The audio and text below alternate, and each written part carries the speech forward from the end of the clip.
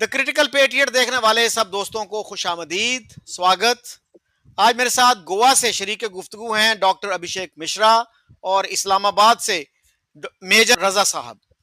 Major साहब, अगर मैं आपसे शुरू करूं, अगर आप आर्मी चीफ के एडवाइजर हों तो आप उनको क्या एडवाइस करते जब से वो आर्मी चीफ बने हैं कि क्या अप्रोच उनकी होनी चाहिए थी इंडिया पाकिस्तान रिलेशंस के हवाले से? क्या आप उनको कुछ मशवरा ऐसा देते जो आज हालात हैं उससे बेहतर हालात होते? शुक्रिया चौधरी साहब। आपने तो जिस तरह कहते हैं ना कि शो का आगाज ही एक धमाके से किया है। और इसमें मैं आपकी तारीफ भी करूंगा एक तरह से कि एक मेजर से आप ये पूछ रहे हैं कि वो आर्मी चीफ को क्या मशवरा देते हैं, तो बिल्कुल मेजर के अंदाज में आपको बताता हूं कि मैं क्या मशवरा देता। और मेरा मशवरा यही होता कि सर, जो आप कर रहे हैं वो बिल्कुल ठीक कर रहे हैं। ठीक है, तो ये तो हो गया फौजी जवाब। लेकिन हम्म। अगर मैं हकीकत में भी बात करूं, तो मेरे ख्याल में कि पाकिस्तान के जो मौजूदा आर्मी चीफ हैं, उसकी उनके ऊपर उन्होंने एक तकरीर की वो ओवरसीज पाकिस्तानीज के साथ, कि जिसमें उन्होंने जिक्र किया कि जी हम दो कौमी नजरिया के ऊपर पाकिस्तान बने। फिर उन्होंने साथ कहा कि जी हमारा तर्ज जिंदगी जो है वो मुख्तलिफ है, so on and so fourth. और उस तकरीर के ऊपर बड़ी डिबेट हुई इंडिया के अंदर। तो जब वो सारी डिबेट हुई, उसके बाद वो सारी प्रोपगेशन हुई, उसके बाद फिर वो ऑपरेशन सिंदूर हुआ, उसके बाद वो बनियान अल मरसूस हुआ, और उसके बाद वही आर्मी चीफ जो है वो अब एक फील्ड मार्शल है। हम्म। तो मैं आपको चौधरी साहब ये बताऊं कि ऑपरेशन सिंदूर के ऊपर 22 अप्रैल से लेके 6 मई तक मैं जाती तौर पे ये समझता था कि पाकिस्तान में कोई एक शख्स भी नहीं था कि जो जंग का हामी था। मतलब हमारी जो सोच थी, पहलगाम के वाकये के ऊपर पाकिस्तान में लोग समझते थे कि जनाब इस तरह का वाकया नहीं होना चाहिए। और पहलगाम के वाकये के ऊपर लोगों ने मतलब अफसोस भी किया, जो वो अपनी हमदर्दी कर सकते थे उन्होंने की। लेकिन पब्लिक ओपिनियन, मास पब्लिक ओपिनियन जो है वो बिल्कुल न्यूट्रल थी। मतलब they did not even imagine कि पाकिस्तान के ऊपर इंडिया जो है वो हमला कर देगा। लेकिन 6 और 7 मई को जो की रात को जो इंडिया ने हमला किया, उसके बाद मैंने ये देखा कि जी आनंद फानंद, मतलब ऑल अक्रॉस द बोर्ड लोगों की ओपिनियन चेंज होगी। दे मतलब जस्ट कुडंट मतलब टेक इट कि जी एक सॉवरेन मुल्क के ऊपर आप इस तरीके से मिसाइल अटैक्स करके उनकी मस्जिदों को, उनके वो अब ठीक है, उस पे इंडिया का पॉइंट ऑफ व्यू ये है कि जी ये लोग दहशतगर्दी में मुलविस हैं। उनका कहना ये है कि जी ये हमारे वांटेड लोग हैं। भाई जो भी है, लेकिन मैं बार बार डॉक्टर अभिषेक मिश्रा लॉ के प्रोफेसर हैं, मैं इनको भी ये कहता रहता हूं कि अगर चीफ जस्टिस ऑफ इंडिया के सामने भी कोई कत्ल हो जाए, तो तब भी due process has to be followed. कि उसके अंदर वो वकील सफाई जो भी, मतलब फिर अपील, फिर फैसला, फिर उसके ऊपर अपील, फिर अपील बराए अपील, मतलब वो सारी चीजें आपने करनी है।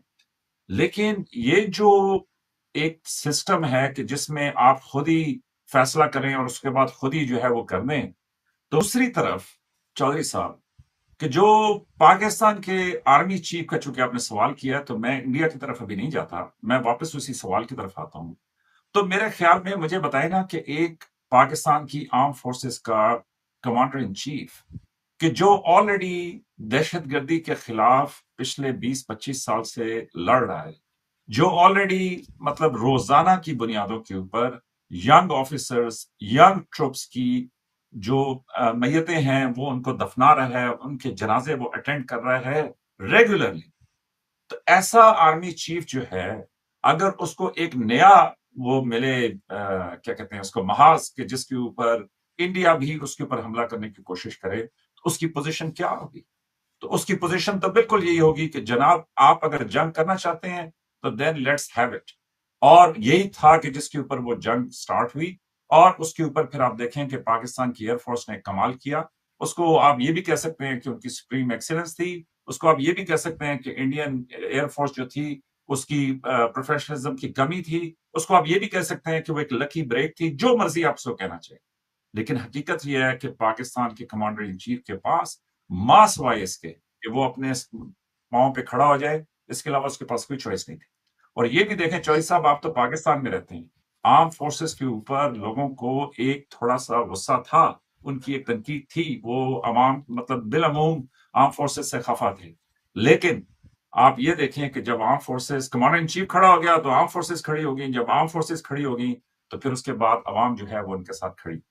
तो मेरे ख्याल में कि जो खामनाई साहब ने कहा था कि देखिए जी हम पे जंग इम्पोज कर दी गई, मतलब it has been brought on to us, हम लड़ना चाहें या ना लड़ना चाहें, लेकिन there is no choice but to fight back for your honour, dignity, जो भी आप उसको कहना चाहिए। तो मेरी अपनी नजर में जो पाकिस्तान के कमांडर इन चीफ हैं, ये असल में चौधरी साहब एक और चीज को याद रखिएगा कि पाकिस्तान आर्म फोर्सेस के जो अब कमांडर इन चीफ या कुछ अरसे से जो कमांडर्स बन रहे हैं, जो चीफ बन रहे हैं, ये सब वो हैं कि जिन्होंने हैंड्स ऑन टेररिज्म की जंग में हिस्सा लिया हुआ है। आज से 25 साल पहले, 20 साल पहले जब मैं फौज के अंदर था तो हम लोडेड राइफल नहीं रखते थे चौधरी साहब। मैं आपको एक छोटी सी मिसाल देता हूँ, हम राइफल रखते थे लेकिन उसका जो मैगजीन है वो खाली होता था, और अगर आपने मैगजीन में गोलियां डालनी होती थी तो आपको स्पेशल परमिशन चाहिए होती थी, रिटर्न। लेकिन ऐसी पाकिस्तान के ऊपर हालात आए कि इस टाइम पे पाकिस्तान की arm forces battle harden arm forces हैं, इनके कमांडर बैटल हार्डन कमांडर्स हैं, और ये मतलब इसकी एक मिसाल ये है कि ऑलमोस्ट इंटायरली लोडेड राइफल्स लेके फिर रहे हैं चौधरी साहब। हिसाब से कमांडर इन चीफ ने जो किया वो बिल्कुल ठीक किया। थैंक यू वेरी मच कि आपने मुझसे ये सवाल पूछा। लेकिन मेरे ख्याल में कि पाकिस्तान की आर्म फोर्सेस अपने, क्योंकि they are fighting for the survival of Pakistan, for the existence of Pakistan, और वो एक ऐसे मोहल्ले में है। मैंने अगले दिन किसी से सवाल किया था कि जी हम मोहल्ला बदल सकते हैं, एक तरफ इंडिया है, एक तरफ ईरान है, एक तरफ चाइना है, एक तरफ जो है वो बहीरा अरब है, तो इसमें हम, एक तरफ अफगानिस्तान है, तो क्या हम मोहल्ला चेंज कर सकते हैं? जवाब है नहीं। फिर मेरा दूसरा सवाल यह था कि इस मोहल्ले में, इस नेबरहुड में किसी को आप कोई बात समझा सकते हैं? तो वो एक यंग होस्ट थी, लड़की थी, तो उसने कहा कि नहीं सर, नहीं समझा सकते। मेरे साहब मेरे पास ये 23 अप्रैल का जंग है, तो इसको अगर आप देखें तो इस पे जो है दूसरे नंबर की जो हेडलाइन है वो कश्मीर के हवाले से है। पहलगाम में सयाहों पर फायरिंग, गैर मुल्कियों समेत 27 अफराद हलाक। मीर वाइज, उमर फारूक, महबूबा मुफ्ती का इजहार मजम्मत, अमरीकी सदर ट्रंप, नायब सदर जेडी वैंस और इसराइली वजीर आजम नेतन्याहू का भारत के साथ इजहार यकजहती। तो इसमें पाकिस्तान की तरफ से कोई मजम्मत नहीं है। इज दैट नॉट स्ट्रेंज कि आपके हमसायगी में इतना बड़ा वाकया हुआ है और पाकिस्तान की तरफ से फौरी तौर पर उसकी मजम्मत नहीं की गई? बाद में जो है फॉरेन ऑफिस ने भी जो स्टेटमेंट दी उसमें कंडोलेंसेस तो थी, to the best of my recollection condemn नहीं किया गया उस इंसिडेंट को। और हमारे एक बहुत ही प्रोमिनेंट एम्बेसडर हैं Abdul Basit, he served as ambassador to Germany and then to India. उनका 29th ऑफ अप्रैल का एक ट्वीट है, and he seem to justify this act. उनका कहना था कि जब तक कश्मीर का मसला हल नहीं होता इस तरह के वाकयात होते रहेंगे। तो जबकि पाकिस्तान में अब कंसेंसस है इस पे कि जी ये फॉल्स फ्लैग ऑपरेशन था। ये अलग बात कि वो जर्नलिस्ट जो इंडिया को इस बात पे क्रिटिसाइज करते हैं कि इंडिया ने कोई एविडेंस नहीं दी, वो पूरे कॉन्फिडेंस के साथ ये कह रहे हैं कि ये फॉल्स फ्लैग ऑपरेशन था 100%, लेकिन वो भी कोई एविडेंस नहीं दे रहे। यानी वो इंडिया को इस बात पे क्रिटिसाइज कर रहे हैं कि आप एविडेंस नहीं दे रहे, और खुद कोई एविडेंस वो अपना जो क्लेम है उसके हक में भी नहीं दे रहे। अब खुजदार में देखिए वाकया हुआ, उसके बारे में हमारे जो गवर्नमेंट ने भी और मीडिया ने भी फौरन कहा कि जी ये इंडिया ने करवाया है। क्या उसकी हमने कोई एविडेंस दी? क्या जाफर एक्सप्रेस की कोई एविडेंस दी? आप अभिषेक जी कैसे देखते हैं इसको? फिर मेजर साहब से पूछेंगे। सवाल आपने मुझसे पूछा है या डॉक्टर साहब से? आप अगर पहले जवाब देना चाहें आप दे दीजिए। मैं इस पे सिर्फ डॉक्टर साहब को पूरा मौका दें। मैं सिर्फ इस पे ये कहना चाहता हूं चौधरी साहब कि देखिए जी, एक तो ये है कि हर एक को हर ओपिनियन रखने का हक है। तो अगर अब्दुल बासित साहब ने कहा कि जी ये ऐसे है वैसे है, उनकी चॉइस, वो जानिए वो क्या कह रहे हैं क्या नहीं कह रहे। चौधरी साहब आपको सिर्फ ये बता सकता हूं कि मेरे अपने ख्याल में कि जी जो भी आप कहें, लेकिन ये हकीकत है कि पाकिस्तान इंडिया के बीच में मसाइल हैं। ये मेरे हिसाब से थोड़ी ज्यादती है कि पाकिस्तान ने न्यूट्रल इंक्वायरी की भी बात की, पाकिस्तान ने सारी चीजें की। असल में यह है कि जब ये वाकया हो गया उसके 10 मिनट के अंदर, मतलब वो अगर आप टाइम लाइन्स देखें ना, 10 मिनट में वो उनकी एफआईआर कट गई, उसके 20वें मिनट में जो है ना उन्होंने पाकिस्तान के ऊपर इल्जाम लगा दिया, उसके 30वें मिनट में उन्होंने इंडस वाटर ट्रीटी मुअत्तल कर दी। तो अभी डॉक्टर साहब को मौका दें, लेकिन चौधरी साहब मैं आपको अपना एनालिसिस, अपनी ओपिनियन दूंगा और मैं उसमें अभी एक नए नतीजे के ऊपर पहुंचा हूं, और मेरे ख्याल में कि वो शायद आपको कुछ मदद करे ये समझने में कि जी ये इंसिडेंट क्यों हुआ। तो अभी बेशक आप डॉक्टर साहब से सवाल करें, लेकिन मेरे हिसाब जी से लोग अपनी इंडिविजुअल ओपिनियन देते रहते हैं, वो कोई ऐसी बड़ी बात नहीं। अभिषेक जी। सर देखिए, अब इस पे क्या एविडेंस, फैक्ट्स के आते हैं, कंस्ट्रक्शन और इमेजिनेशन के एविडेंसेस नहीं होते। If you will talk about the concept of evidence, and evidence is either a statement or a document. और अगर आप स्टेटमेंट देते हो तो फिर आपको कोर्ट में बैठ करके मेरे जैसे लॉयर जो है वो आपका एग्जामिनेशन करते हैं। अगर आपने इमेजिनरी कहानियां बनाई है, 2 मिनट में आपकी कहानियां जो है दे simply collapse like a pack of card. मैं ये कहना चाह रहा हूं शकील सर कि पाकिस्तान, मुझे समझ में मैं पिछले 3 से 4 साल से पाकिस्तान के टच में हूं, और शायद मैं जितना प्रयास करता हूं उसको समझूं, उतना ही ज्यादा मेरी समझ जो है ना वो कॉम्प्लेक्स हो जाती है, या मैं उसको समझने से फेल हो जाता हूं कि व्हाट एग्जैक्टली इज पाकिस्तान, ये जाना कहाँ चाहते हैं, ये चाहते क्या है। जैसे कश्मीर इशू है जी, इसको सॉल्व करें हम। अभी शहबाज शरीफ साहब का, वजीर आजम है, उनका स्टेटमेंट आया कि भाई हम जो है वो भारत के साथ सारे उस पे बात करना चाहते हैं, मुद्दों पे, और डिस्प्यूट्स को रिजॉल्व करना चाहते हैं। भाई कोई डिस्प्यूट है ही नहीं हमारी आपकी, आपका हमारा रास्ता अलग हो गया 1947 में। आपने कहा कि भाई हमने रिलीजन के नाम पे अपनी कंट्री बना ली, अब आप खुश रहिए वहां पे। अब आपको ये कि नहीं जी कश्मीर को सॉल्व करो, नहीं जी जूनागढ़ को सॉल्व करो, नहीं जी हम उसको सॉल्व करो। आपकी एक थ्योरी है जिसकी कोई एकेडमिक बेस नहीं है, जिसकी कोई प्रेसिडेंट नहीं है। उस हिस्ट्री के नाम पे हम आपकी जो है नाजायज डिमांड्स पूरी करते फिरे, और उसके लिए अगर आप न्यूक्लियर बम बनाना चाहते हो, लड़ना चाहते हो, तो उसको कोई रोक नहीं सकता। भाई मैंने, रिलेशनशिप क्या होता है, what is a relationship? Relationship का सीधा मेरी जो अंडरस्टैंडिंग है, because two situation will be, either there will be relationship और there will be no relationship. तो जब नो रिलेशनशिप है तो क्या हो रहा है, जो रिलेशनशिप है तब क्या हो रहा है? तो इसका सिंपल मतलब है, रिलेशनशिप मतलब पीसफुल कोएग्जिस्टेंस विद ट्रांजैक्शन, और नो रिलेशनशिप का मतलब है पीसफुल कोएग्जिस्टेंस विदाउट ट्रांजैक्शन। अगर आप कॉन्फ्लिक्ट में है तो भी आप एक कॉन्फ्लिक्टेड रिलेशनशिप में। तो मैं पाकिस्तान से कहना चाहता हूं कि भाई क्यों रिश्ता रखना, आप हटाएं इन सारे रिश्तों को। यदि आपका अपने से रिश्ता ठीक हो जाएगा तो आपका भारत से रिश्ता ठीक हो जाएगा। आपकी अपनी कॉन्सेप्ट में जब तक, क्योंकि होता ही है कि मैं आर्गुमेंट देने जाऊंगा तो मेजर साहब मेरे उस आर्गुमेंट का तोड़ ढूंढ रहे होते हैं, वो उसकी स्ट्रक्चरल एनालिसिस नहीं कर रहे होते। मैं मेजर साहब की इंटेलिजेंस पे क्वेश्चन नहीं उठा रहा हूं, बहुत ही स्मार्ट है and I like his argumentative abilities, but these are statements, इनको आर्गुमेंटेटिवली नहीं बनाया जा सकता। Pakistan need to sit back, structurally analyse. आप मुझे हराने के लिए स्टेटमेंट दोगे, आप मुझे आउटस्मार्ट कर लोगे, उसमें कोई शक नहीं है, बट उसका फॉल बैक आपको पे करना पड़ेगा। तो इसलिए मैं फिर से कहूंगा कि वो कोई, आपका क्वेश्चन है कि वो एविडेंस क्यों नहीं दे पाए, बिकॉज झूठ का एविडेंस नहीं होता, एविडेंस फैक्ट्स का होता। और मैं ट्रूथ नहीं कह रहा हूं, मैं फैक्ट कह रहा हूं। There is a vast difference between truth and a fact. A fact devoid of soul is a fact devoid of a soul of a situation is a fact, but the truth is a fact with the soul of the situation. तो आपको मैं truth की तो बात ही नहीं कर रहा। Fact के लिए आपके पास एविडेंस होने चाहिए, एविडेंस के लिए आपके पास डॉक्यूमेंट्री या स्टेटमेंट होने चाहिए। वैसा कुछ भी ये किसी भी कोर्ट ऑफ लॉ में नहीं पेश कर सकते। Pakistan is based on assumptions, मानना मानना और मानना। हमने ये मान लिया, हमने वो मान लिया, हम ऐसा मानते हैं, ऐसा मानते हैं। जब आपने मान लिया, an assumption is the vanishing point of factual evidences। यही मेरी एनालिसिस है सर, इसीलिए नहीं दे पाते वो। जी जी मेजर साहब, आप क्या कहेंगे इस सिचुएशन से जो है, क्या हम कभी निकलेंगे?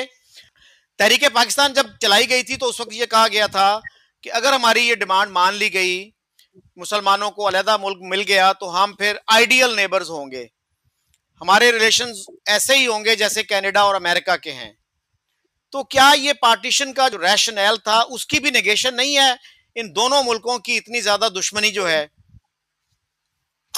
अच्छा, चलो सब, एक तो ये है कि यस, कभी वो दौर जरूर आ जाएगा कि जब पाकिस्तान और इंडिया के रिलेशनशिप भी बिल्कुल ऐसे होंगे कि जैसे, वैसे तो आजकल अमेरिका और कनाडा के भी कोई इतने जबरदस्त नहीं है, लेकिन चलो किसी जमाने में जब वो बेहतर थे तो आप कह लें कि जी उस तरीके से हो जाए। ये तो और खैर बड़ी उस, एबिरेशन है ना, एक टेम्परेरी एबिरेशन जी। हाँ, टेम्पररी अभी, लेकिन मैं ये कह रहा हूं कि देखिए जज साहब, एक तो उसकी सूरत यह है कि मार्स से कोई अटैक हो जाए तो जो सबसे पहले, अगर मरीख से कोई हमला हो तो जो सबसे पहले दुनिया में जफ्फी डालेंगे वो इंडिया पाकिस्तान वाले डालेंगे।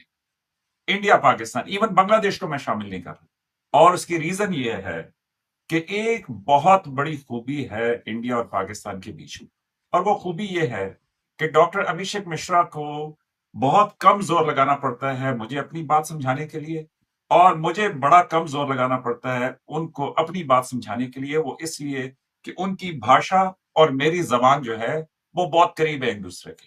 तो ये एक बहुत बड़ा एडवांटेज है। अभी आप देखें ना कि जी ईरान और मशरक वस्ता, मतलब इस तरफ ईरान है और इस तरफ सऊदीया और कतर और अबू धाबी और ओमान और वो सब हैं, लेकिन वो आपस में डायरेक्ट बातचीत नहीं कर सकते 34 साल। इवन आप ये देख लें कि यूक्रेनी फर्क है और रशियन फर्क है, लेकिन इंडिया पाकिस्तान के बीच में ये बहुत बड़ा कनेक्शन है कि आपके जितने इंडियन ऑडियंस सुन रहे होंगे उनको मेरी भी बात पूरी समझ आ रही होगी और डॉक्टर अभिषेक मिश्रा की बात भी पूरी समझ आ रही होगी। तो मेरे हिसाब से आप जो मर्जी है कहें, लेकिन ये एक बहुत बड़ा फैक्टर है जो इंडिया पाकिस्तान के बीच में। लेकिन मैं, अभी डॉक्टर साहब ने फैक्ट्स की बात की ना, तो मैं चौधरी साहब ये समझता हूं कि जिस तरह रिश्तेदारों के मामलात होते हैं ना, या जो कंपटीशन होता है यहाँ पे शहरों में, आबादियों में, बस्तियों में, कंपेटिटर्स में, वटेवर, तो एक स्ट्रेटेजी ये भी होती है कि अगर मैं कोई गोल अचीव करना चाहता हूं तो मैं उसकी एक डाइवर्जन क्रिएट करता हूं।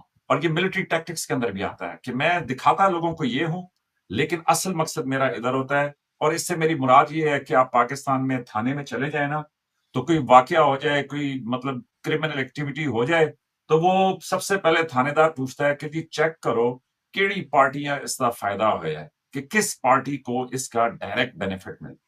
हम्म। तो आज जो है ना वो परमानेंट कोर्ट ऑफ आर्बिट्रेशन जो है, कि जो उधर हॉलैंड में है, उसका एक फैसला आया है इंडस वाटर ट्रीटी के ऊपर, और वो यूनानिमस फैसला है।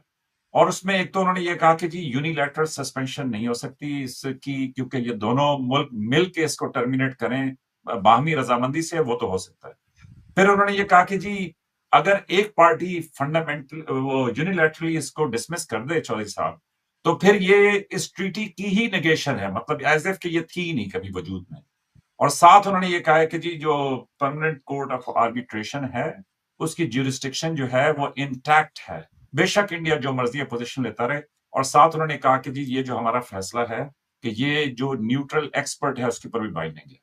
अच्छा, अब इसमें मजेदार बात सुने कि मैं ये देखना शुरू हुआ कि ये परमानेंट कोर्ट ऑफ आर्बिट्रेशन का जो फैसला है इंडस वाटर ट्रीटी पे, तो मैं उसको डिग करते करते जब गया हूं, तो बड़ी इंटरेस्टिंग ये बात है कि इंडिया के दो हाइड्रो पावर प्रोजेक्ट हैं, एक किशन गंगा और एक रितैली, और ये दोनों वेस्टर्न रिवर्स के ऊपर है, कि जो पाकिस्तान के हिस्से के रिवर्स, उन रिवर्स के ऊपर रन ऑफ द रिवर के मुताबिक वो हाइड्रो पावर प्रोजेक्ट कर सकते हैं, लेकिन वैसे नहीं कर सकते।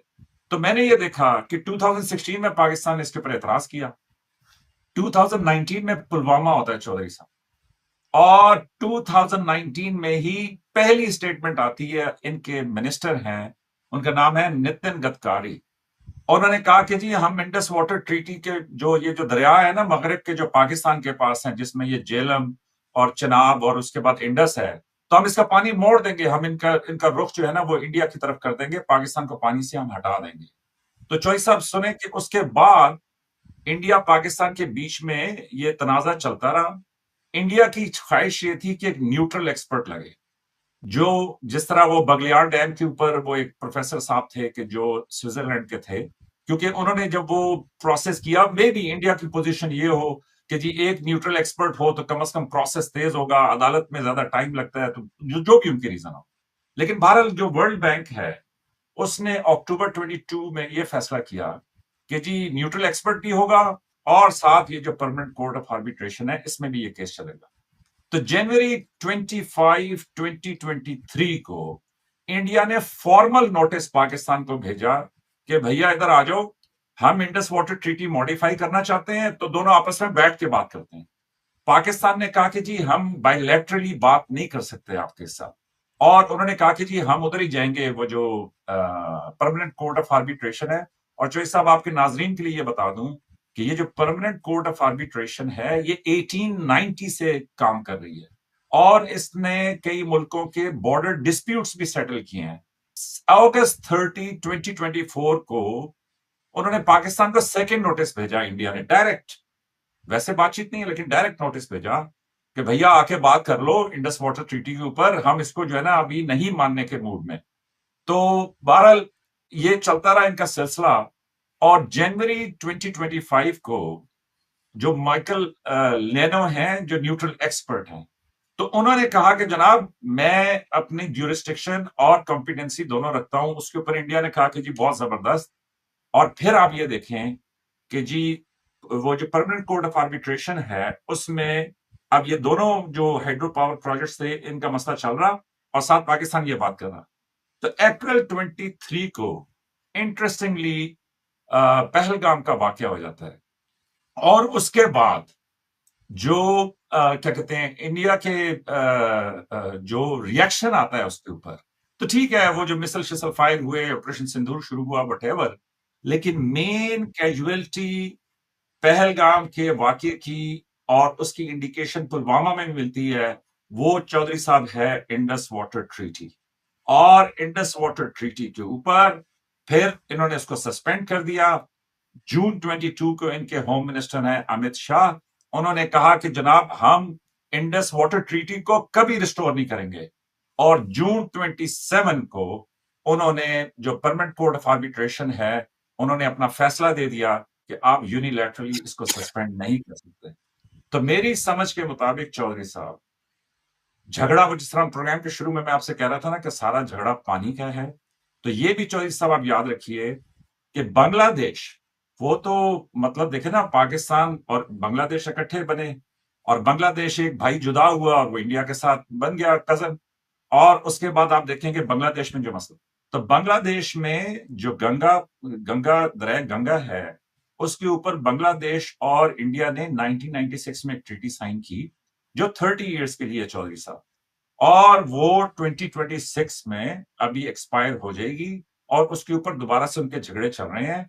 बांग्लादेश में शेख हसीना जो थी, उनको असल प्रॉब्लम ये हुई कि बावजूद इतने स्ट्रॉन्ग रिश्ते के गवर्नमेंट ऑफ इंडिया के साथ वो टीस्टा रिवर के ऊपर अपना एग्रीमेंट साइन नहीं कर सकी। वो जो 27% जो उसका था वो उस पर साइन नहीं करवा सकी।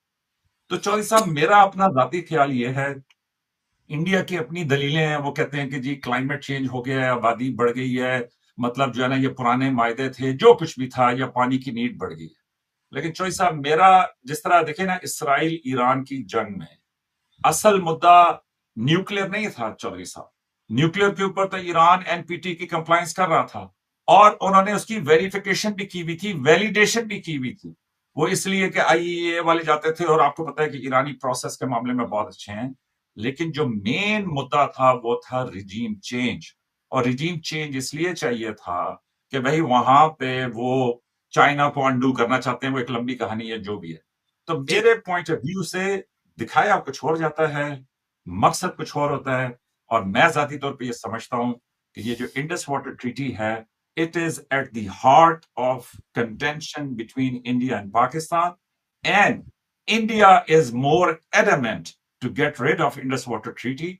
और पाकिस्तान जो है, हालांकि पाकिस्तान में बहुत सारी दुनिया समझती है कि अयूब खान साहब पाकिस्तान के 3 दरिया बेच आए, ये चौधरी साहब आपने खुद सुना होगा। लेकिन देखें कोर्स ऑफ एक्शन ऐसे चला है कि आज इंडिया उस जमाने में इसको अपनी विन समझ रहा था, और आज इंडिया जो है वो समझता है, मतलब इंडिया के अंदर ये ओपिनियन है कि जनाब ये जो है। तो मेरा मैं जो शुरू में आपसे कह रहा था कि जी मैं कोई थोड़ी सी आपको अपनी थ्योरी दूंगा, तो मैं जब ये पढ़ता गया तो इससे मेरा कंक्लूजन ये था, मुझे मालूम है आप सवाल करना चाहते हैं, लेकिन मेरा कंक्लूजन ये था कि इंडिया पाकिस्तान के बीच में जो मेन बोन ऑफ कंटेंशन इस टाइम पे है वो है इंडस वाटर ट्रीटी। अच्छा मेजर साहब, बात यह है कि मैंने काफी लोगों के इंटरव्यूज किए हैं इन इश्यूज पे। एक इंडियन प्रोफेसर हैं हैदराबाद से, प्रोफेसर मुक्तदर खान, अमेरिका में पढ़ाते हैं वो। उन्होंने भी इस पे बड़ी हैरत का इजहार किया कि पाकिस्तान ने कभी इंडिया के साथ विन विन सोल्यूशन की बात नहीं की, हमेशा जीरो सम एक रिलेशनशिप समझा इसको, कि अगर इसमें इंडिया का फायदा है तो हमारा नुकसान है, और अगर हमारा किसी चीज में फायदा है तो इंडिया का नुकसान होना ही होना चाहिए। तो कभी पाकिस्तान ने यह नहीं कहा कि अच्छा आप कश्मीर में इतनी बिजली बना रहे हैं तो हमें कुछ बिजली जो है सब्सिडाइज रेट्स पे दे दें, कुछ गिव एंड टेक कर लें। तो हमेशा यही सोचा कि हमने ऑब्जेक्शन करना है, चाहे वो बनता हो चाहे ना बनता हो। एक कश्मीरी पंडित है जिनका मैंने पिछले दिनों इंटरव्यू किया, संजीव मुंशी, वो यही कह रहे थे कि पाकिस्तान का काम सिर्फ ऑब्जेक्शन रह गया है कि ये डैम बन रहा है, इस पे ऑब्जेक्शन कर दो, कि वो 10 साल के लिए अगर डिले हो जाएगा तो आप कास्ट एस्केलेशन उसकी देख लीजिए। और इंटरनेशनल जो आर्बिट्रेशन भी आती है तो उसमें भी कोई खास वो नहीं होता कि भाई इसको डिमोलिश कर दो, इस डैम को 19-20 का फर्क हो सकता है। तो पाकिस्तान ने कभी विन विन की तरफ नहीं गया, पाकिस्तान के यार इसमें तुम्हारा फायदा है तो हमारा भी फायदा हो जाने दो कुछ। और उनके बकौल पाकिस्तान ने जो पानी वहां से मिलता है 90% वो जाये हो जाता है। पाकिस्तान ने उसको जुडिशियस यूज का कोई सिस्टम नहीं बनाया। तो हमारी कंप्लेंट ये है कि हम जो भी प्रोजेक्ट बनाते हैं पाकिस्तान ये समझता है कि ये मेरा फर्ज है इस पे ऑब्जेक्शन करना, ताकि ये प्रोजेक्ट 5 साल 10 साल डिले हो जाए। जी मेजर साहब, आप कुछ कहना चाह रहे हैं या फिर अभिषेक जी बात करें? नहीं, मैं इस पे कहना चाह रहा हूँ। और चौधरी साहब, मेरे हिसाब से पाकिस्तान में बहुत सारे लोग थे कि जो अमन की आशा और इस तरह के सारे इनिशिएटिव्स की बात किया करते थे। और इसी तरीके से ये जो न्यूक्लियर कैपेबिलिटी है, इसके ऊपर लोगों ने नॉन प्रोलिफरेशन ट्रीटी एनपीटी बनाई। और अभी ये जो अमेरिका और इसराइल ने मिलकर जो कुछ ईरान के साथ किया, तो रूस के जो बड़े मजे हुए वो जो सेक्रेटरी खारजा हैं लैवरोव, उन्होंने ये कहा ना कि जी आपने हर चीज पे बमबारी कर दी, आपने यूएन पे भी कर दी, एनपीटी पे भी कर दी, इंटरनेशनल लॉ एंड ऑर्डर पे भी कर दी, मतलब एक आपने न्यूक्लियर फैसिलिटी के ऊपर बम मार दिया। तो आपने तो एक तरह से सबको ये सोचने में मजबूर कर दिया है कि जी क्यों ना मैं न्यूक्लियर बम बनाऊं, क्यों मुझ पे कोई बमबारी करे।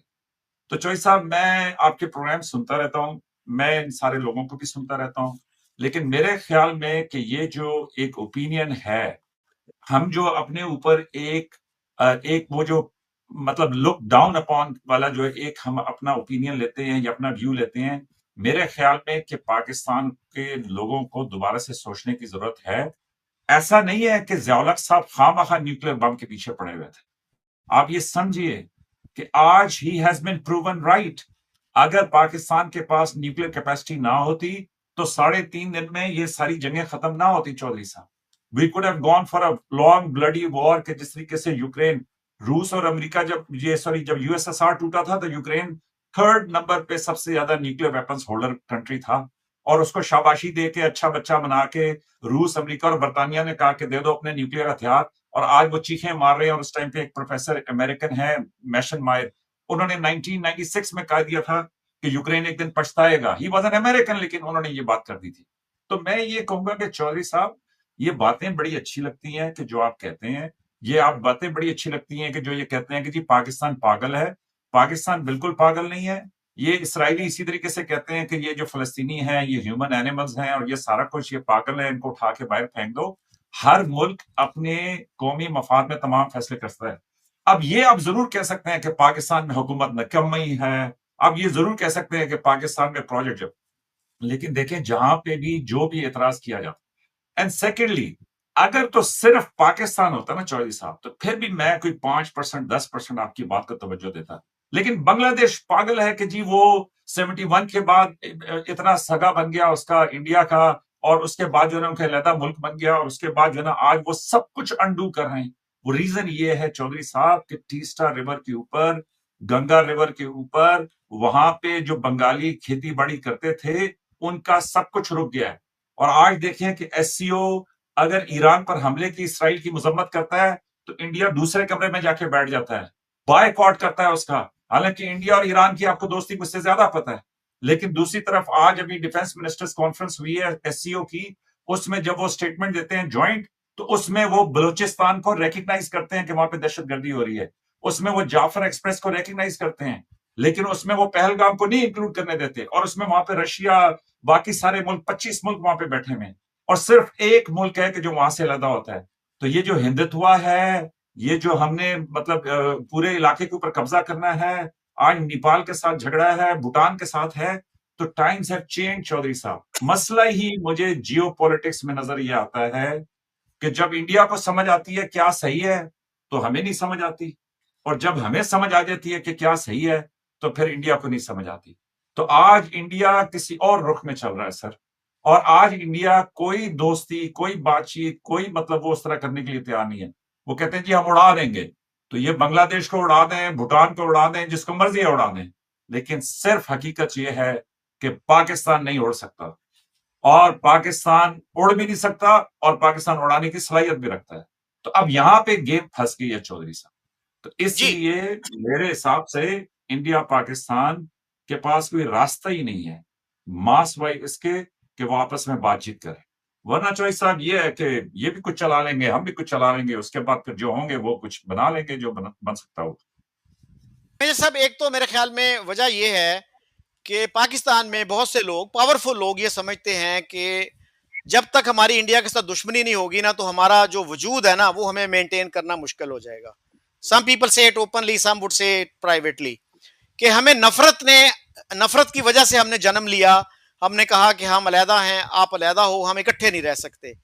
तो अगर हम दो कम्युनिटीज के तौर पे इकट्ठे नहीं रह सकते, आराम से नहीं रह सकते, तो फिर दो अलहदा मुल्क कैसे आराम से रह सकते हैं?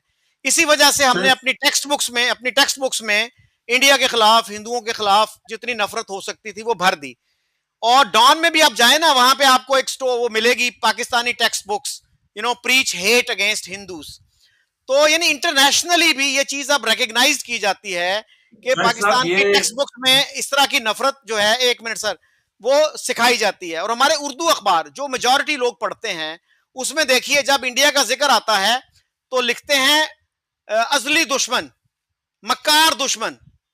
सो they consider it their patriotic duty कि ये मक्कार भी है, कनिंग भी है, और ये इटर्नल एनिमी भी है हमारा। तो जहां तक इख्तलाफात की बात है, बांग्लादेश के इख्तलाफात हैं, ठीक है, क्या हमारे इख्तलाफात नहीं है अफगानिस्तान के साथ? Afghanistan was the only country which opposed Pakistan entry into the UN. तो क्या अब हम जो है अफगानिस्तान को बम मार दें? क्या करें? People have to live with their differences, countries have to live with their differences. लेकिन उनको देखना यह होता है कि यार इस दुश्मनी की प्राइस एक आम आदमी क्या पे कर रहा है। वर्ल्ड बैंक के फिगर्स आए हैं कि पाकिस्तान में 45% लोग गुर्बत की सतह से नीचे जिंदगी गुजार रहे हैं, और इंडिया में वो जो परसेंटेज है वो श्रिंक होकर 6-7% पे आ गई है। पिछले दिनों मैंने उस पर देखा जीपीटी पे कि मल्टी डिमेंशनल पॉवर्टी, यानी जिसमें लोगों की सहूलियात भी देखी जाती हैं, एजुकेशन और बाकी जो सहूलतें हैं हेल्थ की, उसमें 38% Pakistanis were living in multi dimensional poverty. India में वो तादाद उसमें 16% थी। तो सर ये जो डिसीजंस है ना, अगर एक अमीर आदमी ये डिसीजंस करेगा ना, तो वो कहेगा दुश्मनी ठीक है इंडिया के साथ। अगर एक गरीब आदमी से पूछेंगे जिसको रोटी रोजी का मसला है, हो सकता है उसकी अप्रोच मुख्तलिफ हो, लेकिन उसकी आवाज कोई नहीं है, ही इज वॉइसलेस। तो सर ये जो है, जो थिंकिंग सेक्शंस हैं, उनको सोचना चाहिए कि ये दुश्मनी ठीक है, लेकिन प्राइस कौन पे कर रहा है? हमारे सर 40% बच्चे जो है ना, वो इस वक्त स्टंटेड ग्रोथ का शिकार हैं। अभी एक स्टडी थी 3-4 दिन पहले, डॉन में थी, मैंने उसको फेसबुक पे भी लगाया कि 50%, almost 50% children in Sindh are facing stunt. 27 million of our children are out of school, और आज तक हम जो है पोलियो का खात्मा नहीं कर सके। इंडिया जो हमसे 6 गुना बड़ी आबादी है, इतना डाइवर्स उसका लैंडस्केप है, उन्होंने 10 साल पहले पोलियो को खत्म कर दिया था। हमारी लिटरेसी जो है, 25 मोस्ट इलिटरेट कंट्रीज आप लिखिए इन गूगल पे, Pakistan is one of them. तो हमने कभी ये कोशिश नहीं की कि हमने मुल्क बनाया था अवाम की सहूलत के लिए नहीं बनाया, हमने बनाया इंडिया के साथ दुश्मनी निभाने के लिए, और वही हमारी मोटिवेटिंग फोर्स है। सर मैंने पहले भी हवाला दिया, हमारे एक सीनियर जर्नलिस्ट थे एमबी नकवी, उन्होंने ये लिखा कि 65 में हमने कश्मीर हासिल करने के लिए जंग करके देख ली, उसके बाद हमें समझ जाना चाहिए था कि भाई इनफ इज इनफ। अगर हम इंडिया के साथ अच्छे ताल्लुकात कायम करते हमें फायदा होता। तो हम चले गए बम की तरफ के जी बम हमें प्रोटेक्शन देगा। ये देखे बगैर कि भाई उसकी प्राइस हम क्या देंगे, एक एक जो है ना पैराडाइम शिफ्ट की तरफ हम नहीं गए कि यार हम इंडिया के साथ अच्छे ताल्लुकात करें। उसमें होता है, अप्स एंड डाउन्स होते हैं, लेकिन फायदा होता, हमें ओवरऑल फायदा होता, एक आम आदमी को पाकिस्तान में फायदा होता।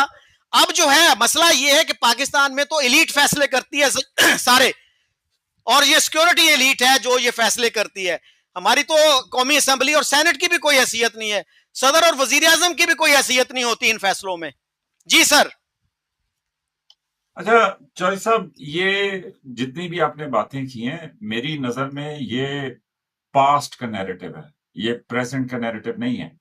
और मैं आपकी पूरी ओपिनियन का रिस्पेक्ट करता हूं, मैं उसको सही समझता भी हूं, लेकिन मेरे हिसाब से वो पास्ट का। अब देखें, इस सिचुएशन में अगर आप प्रैग्मेटिकली जायजा लें तो इंडिया ने कौन सी अच्छी मिसाल कायम की। देखिए, ये जो सिक्योरिटी एलीट की आप बात कर रहे हैं, ये मसला अमेरिका में भी है। वहां पे भी वो डीओडी से बड़े तंग हैं, पेंटागन से बड़े तंग हैं। वो कहते हैं जी हर जगह पे ये जंग शुरू कर देते हैं, so on and so fourth. वहां पे मिलिट्री इंडस्ट्रियल कॉम्प्लेक्स, इस तरह की सारी बहसें हैं। लेकिन मैं कहता हूं कि जी हम अपनी बात करते हैं, मिलिट्री एलीट को, सिक्योरिटी फोर्सेस के इंटरेस्ट को छोड़ दें, वो उनका वेस्टेड इंटरेस्ट होगा, वो इसी तरह रखना चाहते होंगे सब कुछ। लेकिन देखिए, पब्लिक ओपिनियन उन पे जाती है कि जो वो देखते हैं। तो बांग्लादेश मेरे लिए एक ऐसा केस था कि जो इंडिया के साथ बड़े स्ट्रॉन्ग रिलेशनशिप में चला गया, और वहां पे मतलब उनकी ऐसे दोस्ती हो गई कि जैसे मतलब जो आप कहेंगे कि जी हम आइडियल ख्वाहिश रखते हैं कि जी पाकिस्तान के, तो वो फेल हो गया चौधरी साहब, बड़ी माजरत के साथ। और वो इस बुरी तरह फेल हुआ कि जी आज पाकिस्तान में आप मुझे कैसे कन्विंस कर सकते हैं कि जनाब ये रोशन मिसाल है कि जी इन्होंने आपस में अच्छे ताल्लुकात रखे थे, तो इनका बड़ा जबरदस्त सब कुछ सेटल हो गया, इन्होंने हर चीज के ऊपर वो कर लिया। बांग्लादेश भी तो हिंदुस्तान का हिस्सा था ना जी। लेकिन बांग्लादेश कहां पे पहुंचा? बांग्लादेश में वहां पे वो पहुंचे कि आज आप वहां पे हिंदुस्तान का नाम लें तो वो अब बात नहीं करना चाहते आपके साथ। तो मेरे हिसाब से एक चौधरी साहब समझिएगा, दुनिया में चाइना बड़ा मुल्क है, अमेरिका बड़ा मुल्क है, रूस बड़ा मुल्क है। आप ये देखें ना चौधरी साहब कि जी रूस ने 1/3 यूक्रेन के हिस्से के ऊपर कब्जा कर लिया है, और आज भी पुतिन साहब की स्टेटमेंट थी कि हम यूक्रेन के साथ बैठ के मुज़ाकरात करना चाहते हैं। चौधरी साहब, ये किसकी स्टेटमेंट थी? यूक्रेन की नहीं थी, ये रूस की स्टेटमेंट थी। वो इसलिए कि जब विजनरी लीडरशिप मौजूद हो, वो कहती है कि जनाब जो मर्जी हो जाए, हमने लोगों को अमन की तरफ, बेहतरी की तरफ लेके जाना है। और ये वजह है कि रूस जो है वो अभी पूरे नेटो के खिलाफ, अमेरिका के खिलाफ, यूक्रेन के खिलाफ जीत रहा है। जबकि याद कीजिए, अफगानिस्तान में वही यूएसएसआर हार गया था। रूस तो अभी बहुत छोटी चीज है, वो यूएसएसआर हार गया था, और इधर से लड़ने वाले जो थे वो थे कि जो बकौल आपके बिल्कुल अनपढ़ थे और सब कुछ थे। तो मेरे हिसाब से कोई अच्छी मिसाल इन दी हाउस मौजूद नहीं है। मैं माजरत के साथ ये समझता हूं कि अगर पाकिस्तान बजिद है कि जी इंडिया के ऊपर वो एग्जिस्ट करता है और अपनी सारी पॉलिसी हर चीज चलाता है, तो बड़ी माजरत के साथ इंडिया में भी वही रवैया वापस आया है। और वो जो एक विशनरी या कोई बेहतर लोग थे कि जो किसी जमाने में लियाकत अली खान साहब को ये ऑफर कर रहे थे कि जनाब कश्मीर आप हम हमसे ले लीजिए, हैदराबाद दक्कन आप हमें दे दीजिए, उस तरह के सरदार पटेल या उस तरह के लोग जो हैं, बड़ी माजरत के साथ चौधरी साहब अभी दुनिया में मौजूद नहीं है। रादर जी ये ग्लोबल मसला है कि जी हर जगह के ऊपर, मैं अगले दिन किसी को कह रहा था, माजरत थोड़ा सा लफ्ज वो है खराब है, लेकिन जो जितनी लंबी छोड़ सकता है, जितनी लंबी मतलब वो गप लगा सकता है चौधरी साहब, जितना लंबा झूठ बोल सकता है, बड़ी माजरत के साथ वही बरतानिया में, वही अमेरिका में, वही नेटो में, वही इंडिया में, हर जगह पे वही लीडरशिप है। और इसीलिए दुनिया का मुस्तकबिल कोई इतना रोशन नहीं है। अच्छा, आप अभिषेक जी काफी देर से खामोश हैं। एक तो मेरे ख्याल में जैसे अभी मेजर साहब ने, I am glad he actually accepted the fact कि पिछली जो लीडरशिप थी कांग्रेस की वो बेहतर थी। उन्होंने ऑफर भी किया कि आप कश्मीर ले लो और हैदराबाद दक्कन से दस्तबरदार हो जाओ। तो ये जो चीजें हैं हमारे अवाम नास को, लोगों को नहीं बताई जाती। These facts are hidden from the public, वरना वो फिर डिस्पैशनेट तरीके से सोचेंगे, वो इतने इमोशनल नहीं होंगे कश्मीर के ऊपर कि भाई हमारे ही लीडर्स ने, फाउंडिंग फादर्स ने ये गलतियां की। और जहां तक बांग्लादेश का सर ताल्लुक है, तो बांग्लादेश के ताल्लुकात जो हैं वो हमारी तरह उनकी उस तरह से दुश्मनी नहीं है, जानी दुश्मनी जो है। अब देखिए बांग्लादेश के स्टूडेंट्स कितने जाके इंडिया में पढ़ते भी हैं। हमारे यहाँ तो एस्टैब्लिशमेंट को खौफ आ जाता है। मेरे एक प्रोफेसर थे, परवेज इकबाल चीमा, उनको इंडिया से एक ऑफर आई कि आप आके 1 साल के लिए यहाँ रिसर्च करें, एक थिंक टैंक की तरफ से। उन्होंने अपने दोस्तों से मशवरा किया कि भाई मैं चला जाऊं। उन्होंने कहा ना ना ना चीमा साहब, ये गलती ना करना, ठप्पा लग जाएगा प्रो इंडिया का आपके ऊपर। फिर उन्होंने कहा जी मैं नहीं आ सकता, मैं बड़ा मसरूफ हूं ये। उन्होंने कहा अच्छा 6 महीने के लिए आ जाओ। उनका 6 महीने के लिए, वो भी उन्होंने कहा नहीं जी सॉरी मैं नहीं आ सकता। उस थिंक टैंक ने 3 महीने की भी ऑफर की, तो चीमा साहब ने वो भी इनकार कर दिया। और सर एक और मिसाल मैं आपको दूं, पाकिस्तानी एम्बेसडर जो होता है दिल्ली में, he goes to so many think tanks, universities, even colleges. Indian जो एम्बेसडर है, with a few exceptions, he cannot go to universities. मसलन कायदे आजम यूनिवर्सिटी में मुझे नहीं याद पड़ता कि पिछले, जब से कायदे आजम यूनिवर्सिटी बनी है, एक दफा भी इंडियन एम्बेसडर ने जाके स्टूडेंट से खिताब किया हो। वहां पे एक ना इतनी डीप सेंस ऑफ इनसिक्योरिटी है कि इंडियन एम्बेसडर आएगा, वो हमारे लोगों को ब्रेन वॉश करके चला जाएगा। हमारे बच्चे तो बड़े मासूम हैं, तो हमें इतना इतना एक सेंस ऑफ इनसिक्योरिटी है। वहां पे जो है पाकिस्तानी एम्बेसी जो है दिल्ली में, वहां पे वो सेमिनार्स भी करवाते हैं, डिस्कशंस करवाते हैं, इंडियन स्कॉलर्स को बुला लेते हैं। एक एनजीओ के बच्चे थे अब्दुल बासित साहब के दौर में, वो 4-5 घंटे जो है एम्बेसी के अंदर रहे वहां पे। यहां पे आप भेज के दिखाएं ना, आधी दर्जन इंटेलिजेंस वाले आपके पास पहुंच जाएंगे, कौन हो भाई तुम, क्यों गए थे अंदर, क्या कर रहे थे। तो ये सब बड़े फर्क हैं। हमारे जो रवैये हैं ना, उनमें बहुत डीप इनसिक्योरिटी है। जी अभिषेक जी, आप क्या कहेंगे? जी जी जी, बिल्कुल मैं सहमत हूँ। पाकिस्तान जो है वो एक बड़ा ही फाउंडिंग फादर्स की ही जो जो बेसिस है वही बड़ी गड़बड़ है कि नफरत पे ही तो वो फाउंडिंग फादर बने ना। टू नेशन थ्योरी को यूज करने वाले लोग, अपनी मातृभूमि को तोड़ने वाले लोग, वो कोई अच्छा बीज तो नहीं डालेंगे। आइए मैं मेजर साहब के सारे फैक्ट्स का जवाब देता हूँ। Permanent court of international arbitration का जो ये डिसीजन है वो कॉम्पिटेंस को लेकर के आया है, और जहां तक मेरी लॉ की अंडरस्टैंडिंग है वो मैं आपको बता देता हूं। उसमें क्वेश्चन ये था कि ये 2016 में एक डिस्प्यूट पाकिस्तान ने फाइल किया था इंडिया के अगेंस्ट में, और उसके बाद इंडिया ने जो है अभी प्रधानमंत्री मोदी जी ने कहा कि हम ट्रीटी इन अबयांस रखते हैं। तो क्वेश्चन आर्बिट्रेशन के सामने ये आया, इंटरनेशनल कोर्ट ऑफ आर्बिट्रेशन के सामने, कि क्या jurisdiction of the court would be compromised because of the subsequent action that has taken place. तो उन्होंने ये कहा by analysing article 10 of the Indus water treaty that neutral expert का एक रोल बनेगा, और जब तक वो न्यूट्रल एक्सपर्ट कोई ओपिनियन नहीं दे सकता तब तक कोर्ट की कॉम्पिटेंस पे कोई असर नहीं पड़ेगा। It was all about the competence of the court. रही बात, ये मेजर साहब चाइना के बड़े बड़े भारी समर्थक हैं। हैम्बर्ग कोर्ट ने फिलीपीन के साथ डिस्प्यूट, जो लॉ ऑफ द सी का कोर्ट है under the UNCLOS United Nation Convention of the sea, उनके अगेंस्ट में डिसीजन दिया। चाइना ने कहा to hell with the decision. कितने केसेस में रशिया के अगेंस्ट में डिसीजन आए, उन्होंने कहा to hell with the decision. मैं आपको फिर भी लॉ बता रहा हूं। The Vienna Convention of the Law of the Treaty says that suspension in the supervening impossibility is a ground for termination। ये तो सस्पेंशन हुआ है। मैं कोर्ट के आगे ये आर्ग्यू करने को तैयार हूं कि there is no ground, there is such a sea change in the situation when Pakistan was constituted and now, कि अब उस ट्रीटी को परफॉर्म करना इंडिया के लिए असंभव है। खैर वो डिस्प्यूट वो बाद में जाएंगे। तो फिलहाल ये सिंपल सा जो डिसीजन कोर्ट किया है मेजर साहब ने, वो ये था कि क्या कोर्ट की कॉम्पिटेंस रह गई है या कोर्ट की कॉम्पिटेंस चली गई है। कोर्ट ने कहा court still has a competence, ये वाली बात रही। आइए बांग्लादेश की बात करते हैं। जब फैक्ट सुन लीजिएगा, मेजर साहब बोले कि भाई ऐसा क्या हो गया, बांग्लादेश क्यों ऐसा बदल गया। मैंने फिर कहा इस्लाम इज द रीजन।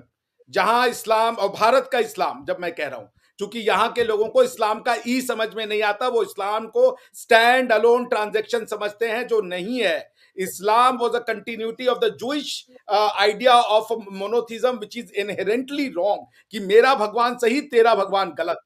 जो शुरुआत गलत है उसका अंत भी गलत होगा। ये बात आप लिख के रख लीजिए।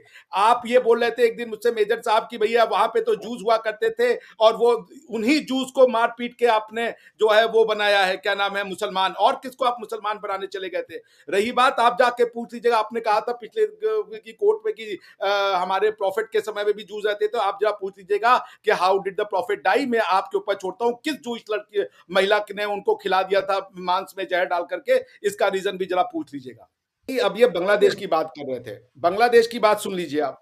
बांग्लादेश में 1975 में लैंड बॉर्डर टीटी हुई थी। इंडिया ने मोदी जी के सरकार में फिर से 2015 नहीं, वो 2075 की टीटी का इम्प्लीमेंटेशन था, लैंड बॉर्डर एग्रीमेंट 1975 की। जी 1975 की, क्षमा कीजिए, 1975 की टीटी में। और सुन लीजिए क्या ट्रांजैक्शन हुआ, जो ये मेजर साहब बता रहे हैं कि ऐसा इंडिया ने क्या कर दिया। टोटल जो था, इंडिया ने 111 इनक्लेव बांग्लादेश को दिए। उसका टोटल एरिया है 17,160.63 एकर्स, जो बांग्लादेश को इंडिया ने दिया अपना लैंड। और इंडिया ने बांग्लादेश से लिया 51 बांग्लादेशी इनक्लेव्स, जिसका की टोटल एरिया क्षेत्रफल होता है 7,110.02 एकर्स। तो क्यों बांग्लादेश का लैंड, हमने कम टेरिटरी ली उनसे और ज्यादा टेरिटरी दी उनको। इसलिए मैं कहता हूं कि जब तक इस रीजन में एक ऐसी आइडियोलॉजी और थ्योरी है जो कि कंसेप्चुअली ही रॉन्ग है, और उसको सही मान के आप अपने जीवन यापन करते रहिएगा, आपका और हमारा संबंध कभी उचित नहीं होगा, कभी ठीक नहीं होगा। दूसरी चीज, चाइना के ऊपर बहुत ज्यादा इनको कॉन्फिडेंस है। चाइना को कभी ओवररेट मत आकिए। अगर हम चाइना की हरकत पे आ गए कि हमने नॉर्थ कोरिया को वेपनाइज कर देना है और पाकिस्तान को वेपनाइज कर देना है न्यूक्लियर वेपन से, वो गेम हम भी खेल सकते थे। मेजर साहब कहते कि नेबर नहीं बदले जा सकते। मेजर साहब, नेबर बदले जा सकते हैं। तिब्बत हमारा नेबर हुआ करता था, हमारी एक गलती से हमने चाइना को अपना नेबर बना दिया। बांग्लादेश जो है आज, वो पाकिस्तान हमारा नेबर हुआ करता था, हमने उसको चेंज करके बांग्लादेश बना दिया। तो नेबर चेंज किए जा सकते हैं, इस गलतफहमी में कभी मत रहिएगा। हम अगर क्वाड का आज मिलिटराइजेशन कर दें, आज हम अगर जापान, ऑस्ट्रेलिया और इंडिया मिल करके और अमेरिका मिलकर आज अगर हम चाइना को पैरों पे लाना चाहें तो ला देंगे। चाइना ने वियतनाम में धूल चाट चुके हैं वो, और 1962 के बाद 1967 में आए थे, वहां भी उनको धूल चटा करके हम भेजे। तो वो जो गेम खेल रहे हैं, वो भारत की जो हजारों साल की जो पॉलिसी है कि हम किसी को भी किसी का बुरा नहीं चाहते, उस अच्छाई का फायदा उठा रहे हैं। वरना इस खेल में हम चाइना को उन्हीं के गेम में हरा सकते हैं। इतने ज्यादा हमारे पास कैपेसिटी है वियतनाम को भला ये मिसाइल देने की, फिलीपींस को मिसाइल देने की, और जापान को मिसाइल देने की। सो प्लीज चाइना के बदौलत बहुत ज्यादा मत रहिए मेजर साहब। चाइना कोई उतनी बड़ी ताकत है नहीं जितना आप उसको दिखाना चाहते हैं, और वो समय आने पे आपको दिखा दिया जाएगा, क्योंकि वो शब्दों से नहीं प्रदर्शित किया जा सकता। मेजर साहब ने हमसे कहा कि क्या हो गया ऐसा बांग्लादेश में। मैंने आपको बता दिया, ट्रीटी $5 बिलियन का लाइन ऑफ क्रेडिट है, जिसमें से $4.5 बिलियन की यूटिलिटी हो चुकी है। उसके बाद भी ये हो रहा है, वहां पे हिंदुओं का नरसंहार हो रहा है। वहां पे जो है वो अपनी आइडेंटिटी को खाक में जलाने पे तुले हुए हैं। बांग्लादेश ये कह रहे कि बांग्लादेश में अभी हुआ है, तो बांग्लादेश में ही पाकिस्तान की नींव रखी गई थी कि हम हिंदुओं के साथ नहीं रह सकते हैं। वो कुछ अभी नहीं हुआ, ये सब पहले से हुआ था। इनको आज कह रहे हैं कि जी हमारे उस समय के दीवार सरदार पटेल नहीं रहे और ये नहीं रहे। इन्हीं सरदार पटेल को इनके लीडरों ने कहा था कि तुमसे तो हम बात करना नहीं चाहते हैं। और जहां तक ये मिसकंसेप्शन फैलाया जाता है, कोई भारतीय कभी नहीं कहेगा कि कश्मीर ले लो, हैदराबाद दे दो। 1 इंच टेरिटरी का बंटवारा वो नहीं करेगा अपनी, क्योंकि भारतीय हमको टेरिटरी बनाती है। भारतीय हमको, हमारी ये जो हमारी माँ है, जिसकी मिट्टी में हम रहे हैं, यही हमको भारतीय बनाती है। तो ये मैंने आज तक इतनी रिसर्च की है, एक जगह इंडियन जो है मुझे सोर्स नहीं मिला। ये सिर्फ वही पाकिस्तानी सोर्स है जिसमें सैफुद्दीन सोच के पिताजी ने यहां लिख दिया था कि भगवान राम का जन्म कहीं वो बलूचिस्तान में हुआ था जी, वहां पे है वो असली राम मंदिर, यहां पे नहीं है। सो चूंकि झूठ जब जड़ में है तो झूठ फल में आएगा। और इसलिए मैंने फिर कहा, ये झूठ को बचाने के लिए वेपन, न्यूक्लियर वेपन ले रखे हैं, चला दें। सत्य और असत्य की ही लड़ाई हुई है दुनिया में, ये हमारा एक्सपीरियंस है, महाभारत में भी और रामायण में भी सत्य और असत्य की लड़ाई होती है। आपको एक बात नहीं समझ में आ रही है कि आप इस रीजन के हो, आपकी जो आइडेंटिटी है वो इस रीजन की है, आपने उसको ऑब्लिटरेट कर दी और आप जो इंडिया को शिक्षा दे रहे हो। इंडिया पिछले 800 साल से एक जर्नी से गुजरा है जिसपे इतने भयानक हमले हुए हैं इस देश के ऊपर। हिंदू जिनोसाइड हुआ है और इस्लामिक आक्रांताओं का जो जिसे कह लीजिए अटैक था भारत में, वो आज तक दुनिया का सबसे क्रूरतम अटैक हुआ है। पाकिस्तान उसको इनहेरिट करता है, उसको रिजेक्ट नहीं करता। पाकिस्तान हर उस चीज को इनहेरिट करता है जिसने भारत को डिस्ट्रॉय किया है। तो मैं फिर कहूंगा, Pakistan is a classical example of a cognitive dissonance. Pakistan is not a political conflict. Pakistan is not a sociological conflict. Pakistan is not an economical conflict. Pakistan is a doctrinal in conflict. Pakistan की समझ ही अधूरी है। और मैंने जैसा इनको बार बार कहा कि आपके पास कोई ऐसी थ्योरी नहीं है जिससे आप लोगों को साथ में रख जाओ, क्योंकि ये जो आप कहते हो कि मेरा तेरा रिश्ता क्या, ला इलाहा इल्लल्लाह, उससे देश नहीं बनते। उससे सऊदी अरेबिया का एक रिलीजन तो बन सकता है, उम्मा नहीं बनता उससे। और अगर इतना ही उम्मा की चिंता है, ईरान के प्यार में दुबले हुए जा रहे हैं पूरे पाकिस्तान के लोग, तो फिर जब ईरान के ऊपर अटैक करने की बारी आई, इजराइल ने किया, अमेरिका ने किया, कहां गया आपका इस्लामिक उम्मा का बम? कहां गए सऊदी अरेबिया? ईरान ने जितने इजराइल के ऊपर मिसाइल फेंके थे, उसको रोकने वाला सिर्फ इजराइल नहीं था, उसमें अरबी भी थे जो उस मिसाइलों को रोक रहे थे। कहां गया इस्लामिक उम्मा का जो आप सो कॉल्ड चूरन दुनिया को देते फिरते हैं? अफगानिस्तान से आपके रिश्ते ठीक नहीं बनते, आप इंडिया को संभाल रहे हो। मैं कह रहा हूं हमारे नेबरहुड में चाइना के साथ हमारी दुश्मनी 1960 और 62 के पास है। चाइना के पास जो सिक्योरिटी काउंसिल है वो नेहरू जी ने छोड़ करके दी कि चाइना को ले जाओ, वो एहसान फरामोश निकले। बांग्लादेशियों के लिए हमने अपनी सारी भूमि उनको दे दी, लैंड दिया, उनको खाने को दिया, वो एहसान फरामोश निकले। तो अगर अच्छे की सजा ये है कि आप हमारा थैंक यू करने की जगह आप रिलीजन के नाम पे एक हो जाओगे और वहां पे हिंदुओं का नरसंहार करोगे, तो अब ये रिलीजन का चूरन भारत लेने को तैयार नहीं है। गजवाए हिंद हमारी फिलॉसफी नहीं है, ये पाकिस्तान की फिलॉसफी है। जिस आर्मी को मेजर साहब रिप्रेजेंट करते हैं, उसका जो वॉर क्राई है वो है जिहाद फी सबीलुल्लाह। बात एंड। और अगर आपकी डॉक्ट्रिन सही होगी आप जीतेंगे, अगर आपकी डॉक्ट्रिन गलत होगी तो आप हारेंगे। आप चाइना नहीं, आप जाके मार्च से भी किसी को बुलवा लीजिए, कोई एक लास्ट सेंटेंस। इन्होंने कहा कि इंडियन एयरफोर्स इनकॉम्पिटेंट थी, इसलिए जी इनकी एयरफोर्स का परफॉर्मेंस बहुत अच्छा रहा। हमारी एयरफोर्स का हमारे जो है शुक्ला साहब, वो अभी आईएसएस में गए ना, वो इंडियन एयरफोर्स के स्क्वाड्रन लीडर हैं। और पाकिस्तान के जो उस समय के थे वो जी नेशनल क्रश बन गए थे पाकिस्तान में।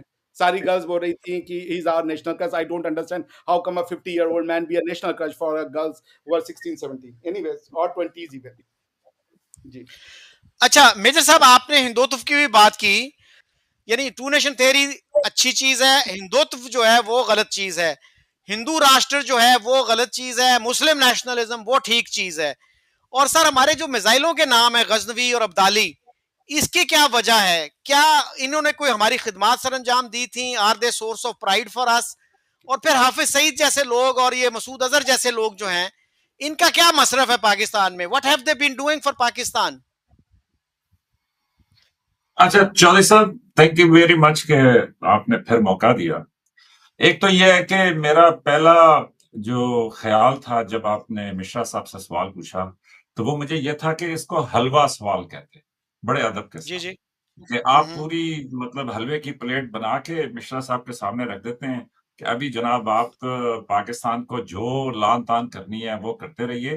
तो मैं आपसे ये जरूर इस्तदा करूंगा कि बराए मेहरबानी जाके अपना प्रोग्राम दोबारा देखिएगा और उसमें देखें कि कैसे हलवे की प्लेटें आप उठा के इंडियंस जो गेस्ट होते हैं उनके साहब, सामने आप रखते एक हैं। डिफिकल्ट क्वेश्चन दे दीजिए मुझे, तो एक डिफिकल्ट अरे क्वेश्चन दीजिए। नहीं नहीं, जी आप मैं वैसे पूछिएगा, आप सर मेरा पूछिएगा अपना मुश्किल सवाल अभिषेक जी से।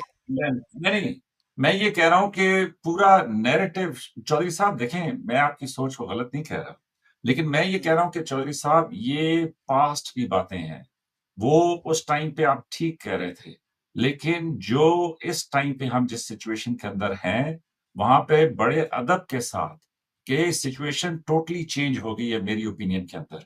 अभी मिश्रा साहब खुद एक लॉयर हैं, परमानेंट कोर्ट ऑफ आर्बिट्रेशन के फैसले को वो जैसे मर्जी है बयान करना चाहें वो बयान कर सकते हैं, लेकिन उस फैसले की 4 चीजें हैं। यूनानिमस डिसीजन है, कोई भी साहब जो ऑडियंस में सुन रहा है वो जाके उसको पढ़ ले और अपनी समझ के मुताबिक उसकी ट्रांसलेशन कर ले। मैं अभी भी अपनी ट्रांसलेशन के ऊपर कायम हूं। फिर ये जो सिर्फ ये है डॉक्टर कॉम्पिटेंस मिश्रा है, चाहिए और केस नहीं डॉक्टर है साहब मुझे अगर बात करने दीजिए, आप अपनी टर्न पे और अगर मेजर लेना साहब, चाहते हैं आपने टर्न आप ये ले लें। बहुत, मुझे आज बड़ा दुख हुआ, आपने चौधरी साहब के ऊपर इल्जाम लगाया। चौधरी साहब ने डिस्प्रपोर्शनेट टाइम दिया आपको और हलवे में प्रेजेंट करके आपको क्वेश्चन दिया, आपके एक एक पॉइंट को उन्होंने दिया। I got very little time. तो अगर आप ये प्ले करेंगे कि उन्होंने मुझे नैरेटिव बनाने का दिया, तो मैं भी ये कह सकता हूँ कि उन्होंने आपको ज्यादा समय दिया हिंदुस्तानी के कंपैरिजन में, which I think is not a gentleman thing to do sir. चले, मैंने अगर हलवे की बात की तो आपने भी उनको कह दिया कि जी उन्होंने आपके साथ ज्यादती की। भारत, मैं ये कहना चाह रहा हूं कि मेरी समझ के, और मैं जो हलवे की बात कर रहा हूं फिर एक्सप्लेन कर दूं मेरे हिसाब से, कि वो जो अपने ख्यालात देखें, चौधरी साहब का मकसद क्या है जो मैं जिसको रिकग्नाइज करता हूं। चौधरी साहब एक सिंसियर एफर्ट करते हैं कि किसी तरीके से इंडिया पाकिस्तान के बीच में जो मसाइल हैं उनको मैं तय करूं, और उसमें वो अपना जो ओपिनियन है, जो उन्होंने लोगों से बातचीत की, और इन्होंने सैकड़ों लोगों से बातचीत की है। मैंने इनके बहुत, मैं उस टाइम पे मतलब इस तरह की ओपिनियंस, इस तरह की बातचीत नहीं कर, रादर मैं ये कहूंगा कि मेरी सोच को परवान चढ़ाने में चौधरी साहब का एक बड़ा किरदार है। बहुत सारे मुश्किल मसले हैं कि जिनको समझने के लिए मैंने इनके प्रोग्राम देखे, लेकिन इसके बावजूद चूंकि मैं इस प्रोग्राम में गेस्ट हूं, मैं ये अभी भी हलवे वाली बात पे कायम हूं। और वो इसलिए कि ये नहीं है कि इन्होंने दानिस्ता किया, नादानिस्ता तौर पे एक मसले को हल करने की कोशिश में भी आप ऐसा कर सकते हैं। लेकिन देखें, मैं चौधरी साहब की तवज्जो दिलाना चाहूंगा कि एक तो मैं ये समझता हूं कि ये माजी की बातें थी, जब हिंदुस्तान वाकईतन एक आगे बढ़ के, मतलब पाकिस्तान और हिंदुस्तान के बीच में मामलात को खत्म करना चाहता था, उस जमाने में इनकी बातें ठीक हैं। लेकिन आज बड़े फर्क हिंदुस्तान को हम देख रहे हैं, आज बड़े फर्क माहौल को हम देख रहे हैं। और देखें, डॉक्टर अभिषेक मिश्रा पढ़े लिखे आदमी हैं, अच्छी सोच रखते हैं, सब कुछ हैं, लेकिन इस्लाम के ऊपर भड़क जाते हैं। मैं बड़े अदब के साथ ये बात कर रहा हूं, और ऐसे भड़क जाते हैं कि उसके बाद पूरे पाकिस्तान में चौधरी साहब, इनको जो स्कॉलर नजर आते हैं वो मरहूम मौलाना खादिम हुसैन रिजवी साहब नजर आते हैं। उसके अलावा कोई बड़ा स्कॉलर इनको पाकिस्तान में नजर नहीं आता। इसी तरीके से इनको डॉक्टर जाकिर नाइक एक स्कॉलर नजर आते हैं। मैं इनकी बहस में नहीं जाना चाहता, लेकिन मैं ये कह रहा हूं कि डॉक्टर अभिषेक मिश्रा जैसा पढ़ा लिखा आदमी, कि जो लॉ का डॉक्टर हो, मतलब लॉ का, वो लॉयर नहीं है, लॉ का डॉक्टर है, कि वो अगर इस्लाम के प्रति भड़क जाए तो फिर मेरे लिए बड़ी तशवीश की बात है। चौधरी साहब, आसान है कहना कि हमने इतनी जमीन दे दी, इतनी जमीन ले ली, लेकिन हकीकत में यह है कि जो पानी का मसला है वो ये सॉल्व नहीं कर सके। हकीकत में यह है कि शेख हसीना जब वहां से हटाई गई तो इन्होंने मेडिकल के वीजे भी बंद कर दिए। हकीकत यह है कि इन्होंने जो मेडिकल पेशेंट्स वहां में मौजूद थे उनको भी इन्होंने एक्स्ट्राडाइट कर दिया। तो बड़ी माजरत के साथ हिंदुस्तान, पाकिस्तान, बांग्लादेश, इस सारे खित्ते में हिंदू और मुस्लिम के बीच में जो एक दीवार है नफरत की, उसके ऊपर, या एक दीवार खौफ की, आप कह रहे हैं कि इनको हमसे खौफ है, हमें इनसे खौफ है, आप उसके ऊपर हल्की सी चिंगारी फेंके तो आप न्यूक्लियर बम से बड़ा धमाका हो जाता है। तो मैं इसलिए, और फिर ये देखें, जहां पे मुझे बड़ा शदीद एतराज है, हिंदुस्तान ने बांग्लादेश की मदद अपने फायदे के लिए की थी, और अब आप उसको एहसान फरामोश नहीं कह सकते। आप ये जो सुपरियरिटी का कॉम्प्लेक्स है कि जिसमें ये समझते हैं कि बांग्लादेश एहसान फरामोश है, इसको मैं रद्द करता हूं, इसके ऊपर मैं एतराज करता हूं। मेरे ख्याल में जो मुल्क हैं वो तमाम के तमाम अपने बेनिफिट के लिए आगे बढ़ते हैं। उनमें जो ग्रेट लीडर्स हैं वो ऐसे काम नहीं करते कि जो काम मतलब कल को उनकी आने वाली नस्लों के लिए एक प्रॉब्लम बन जाए। मिसाल के तौर पे कि इसराइल जैसा बेवकूफ, मतलब जो उनका लीडर है मिस्टर नेतन्याहू साहब, वो उनके वजीर आजम है, उनका ये बड़ा गलत वो था कि जी आप न्यूक्लियर फैसिलिटीज के ऊपर हमला कर दें, और उसके ऊपर अमेरिका ने जो उनका साथ दिया, ये सजा, ये गलती तारीख भुगतेगी, हम सब भुगतेंगे। जी जी चौधरी हम साहब। शायद मौजू से हट जाते हैं जब इसराइल की और रशिया की बात करते हैं। नहीं, तो मैं सर, सिर्फ एक एग्जाम्पल के जी तौर पे यूज कर रहा हूँ। जी जी, अच्छा मेजर साहब, इसमें एक तो ये बात है कि आपने कहा कि इंडिया ने जो हेल्प की बांग्लादेश की वो अपने मफाद में थी। तो सर, क्या वियतनाम ने जो कंबोडिया पे अटैक किया था, वहां पे जब खोमर रूज ने 3 मिलियन के करीब लोग मार दिए थे, वो भी ह्यूमैनिटेरियन इंटरवेंशन थी या कुछ सेल्फिश इंटरेस्ट थी? इस तरह से तंजानिया ने भी अटैक किया था युगंडा पे, उसको हटा दिया था इदी अमीन को। तो क्या वो भी ह्यूमैनिटेरियन इंटरवेंशन थी या सेल्फिश इंटरेस्ट, सेल्फिश वो थी? और कितने बंगाली जो थे उन्होंने जाके पनाह ली थी इंडिया में? कम से कम 1 करोड़ लोग जो थे वो वहां पे जाके पनाह गुज़ीन हो गए थे। शायद पाकिस्तानियों को ये फैक्ट्स नहीं बताए जाते। तो जहां तक सर इकोनॉमिक बेनिफिट्स की बात है, अब देखिए हमारे कितने अच्छे रिलेशंस थे श्रीलंका के साथ, लेकिन जब उन पे मुआशी मसला आया तो Pakistan was unable to help them, India ने हेल्प की। तो ये हमें देखना चाहिए कि किस मुल्क में कितनी कैपेसिटी है हमारे अगर इकोनॉमिक प्रॉब्लम्स हैं, उसको कौन सा मुल्क कितनी खूबी से हल कर सकता है? और जी अभिषेक जी, आप कुछ कहना चाह रहे हैं? जी, मतलब मैं देखिए वही कह रहा हूँ कि मेजर साहब की जो ये बात है ना, ये जो एक माइंडसेट है, ये इस्लामिक माइंडसेट जो है ना कि इस्लाम के ऊपर कुछ हो जाए तो वो जी बहुत बुरा है, बाकी जो करे जी कोई एहसान नहीं किया है, वो करते भी जाए बट अंत में religion will prevail over everything. यहाँ का जो मुसलमान है, भारत, बांग्लादेश और पाकिस्तान का, और सारे नहीं है, कुछ अच्छे लोग भी हैं, मैं इस बात को रिकॉग्नाइज कर दूं, पहले ही मैं ये बोल दूं, लेकिन उसकी गजब कैफियत है। और ये बात ये कह रहे कि हमें इनसे डर है, इन्हें हमसे डर है। भाई यहाँ पे जैन और हिंदू रहते हैं, पता ही नहीं चलता कौन जैन है कौन हिंदू है। भाई यहाँ पे बुद्ध और हिंदू रहते हैं, पता ही नहीं चलता कौन बुद्ध है कौन हिंदू है। यहाँ पे सिख और हिंदू रहते हैं, कौन हिंदू और कौन सिख है पता ही नहीं चलता है। यहाँ पर क्रिश्चियन और हिंदू रहते हैं, पता ही नहीं चलता कौन क्रिश्चियन है कौन हिंदू है, कोई ऐसी बात नहीं होती। लेकिन इस्लाम के लिए जाए आप, आयरलैंड की सड़कों में हो रहा है, यूके की सड़क में हो रहा है, डच की सड़कों में हो रहा है। हॉलैंड में तो जो हर्ट गेटर है वो तो जीत के आए हैं एंटी इस्लाम उस पे। तो हम ही पागल हैं, मतलब चलिए हमारे पास एक होता तो हम पागलपन अपनी समझ पाते। और मोहम्मद बिन सलमान साहब कह रहे हैं कि हम रेनेसांस लाना चाहते हैं। किस चीज का रेनेसांस होगा? क्या रेनेसांस का मतलब होता है? डार्क पीरियड चल रहा है, उससे उनको पुनर्जागरण करना, जागरण नहीं, बर्थ नहीं, रेनेसांस मींस रीबर्थ। पॉइंट ये है कि अगर आप इतना भी कंसिडरेट नहीं होने चाहते, हिंदू नफरत आपकी जो आइडेंटिटी का पार्ट बन चुका है, और उस नफरत में अगर एक मुसलमान के ऊपर कुछ हो जाए तो ये सब लोग बिलबिला जाते हैं। लेकिन मेजर साहब को एक बार नहीं हुआ कि बांग्लादेश में जो हिंदुओं का नरसंहार हो रहा है, वहां पे 27% पॉपुलेशन घट के 7% पे आ गई है। और उसके बाद ये हमको बता रहे हैं कि भाई बांग्लादेश में जब सेक्युलर गवर्नमेंट बनाई, बंगालियों ने उसको कहा कि नहीं, इसको इस्लामिक रिपब्लिक बना। वो भारत की भूमि है। ढाका जो उनका कैपिटल है, वो माता ढाकेश्वरी एक मंदिर है, उसके नाम पे बनाई गई, जिसको तोड़ रहे हैं वो।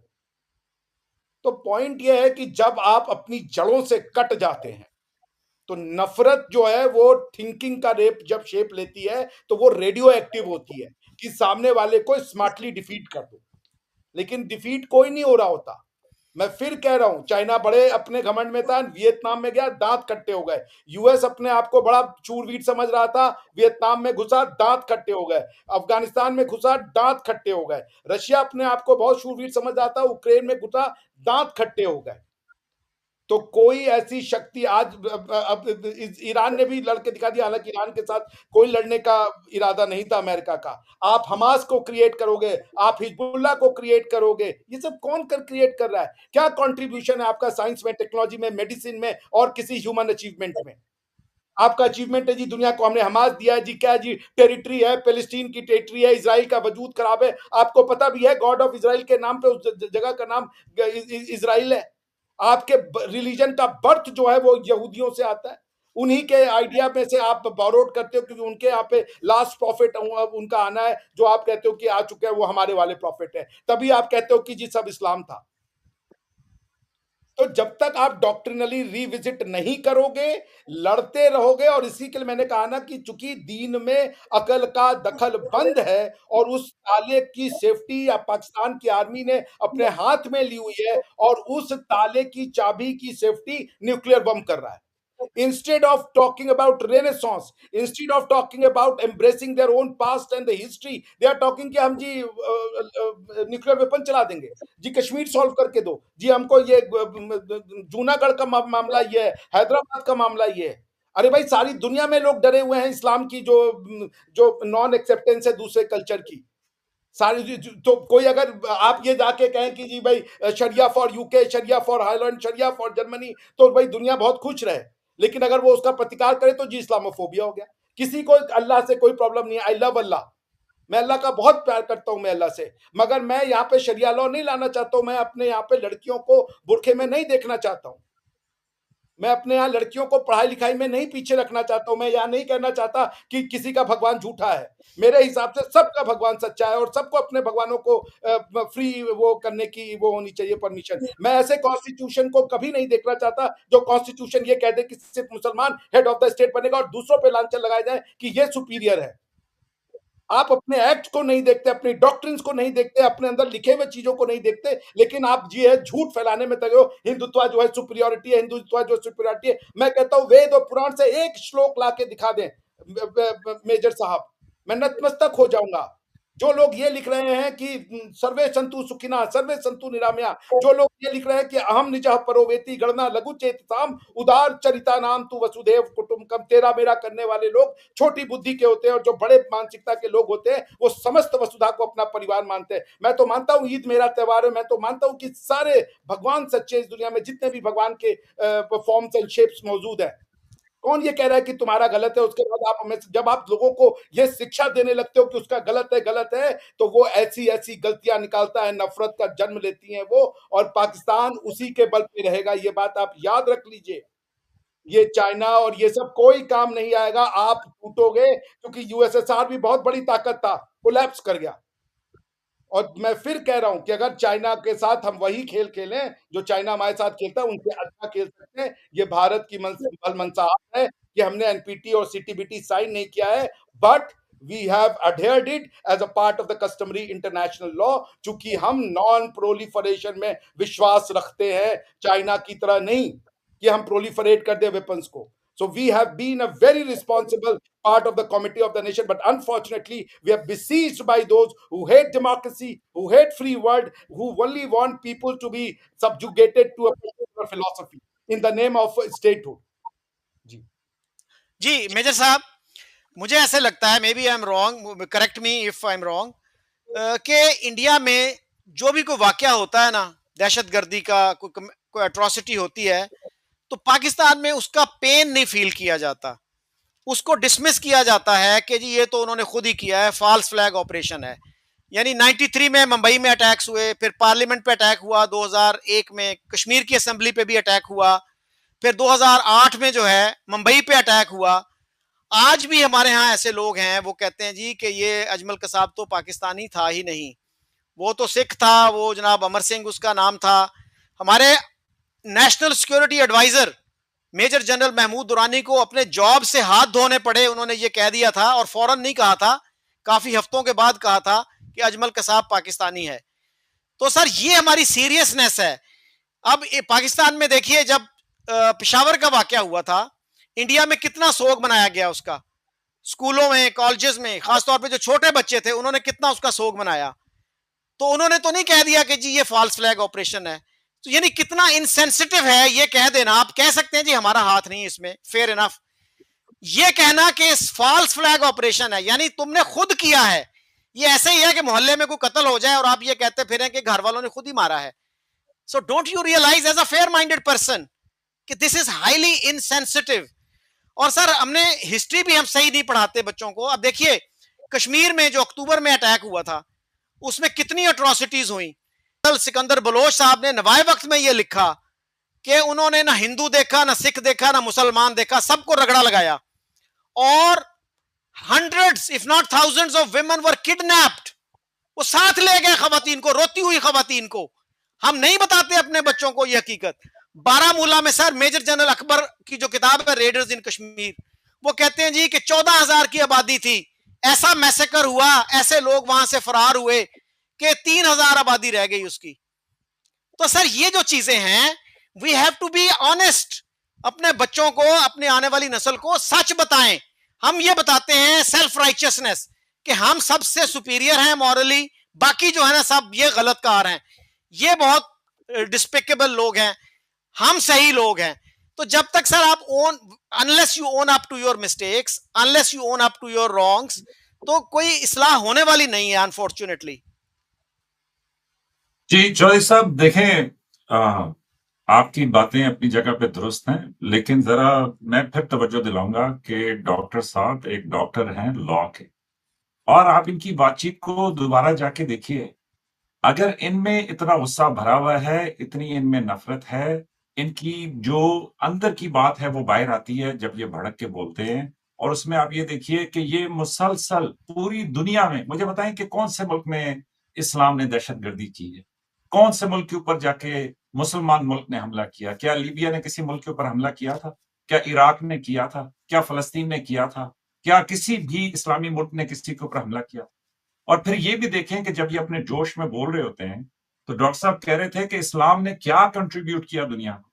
तो चौधरी साहब किसी दिन इनको बताइएगा कि इस्लाम ने क्या कंट्रीब्यूट किया दुनिया को। मुस्लिम साइंटिस्ट ने क्या कंट्रीब्यूट किया? क्या वेस्ट मानता है कि जी जो मुस्लिम साइंटिस्ट थे उन्होंने तिब की, कीमिया की क्या बुनियादें रखी कि जो जिसके ऊपर दुनिया जो है वो आज कायम है? की बात कि नहीं की, इनको मैंने आप कभी लोग की बात की। आप जब से बने आपने क्या कंट्रीब्यूट किया ना, अगर आपके हिस्टोरियंस थे जिनका डॉक्टर कंट्रीब्यूशन था साहब उनको तो ये आप अपने माजरत आप थोड़ा बोलने let him दीजिएगा let प्लीज। him ये let him पहले finish. Yeah, let him पहले finish. भी Yeah. पहले भी आपने इंटरप्ट कर दिया था, दोबारा आप बात करना चाहते हैं, मैं चुप हो जाता हूँ, आप बेशक बात करें। अभी अभी ला इलाहा इल्लल्लाह जो है वो सऊदीया के फ्लैग के ऊपर लिखा हुआ है।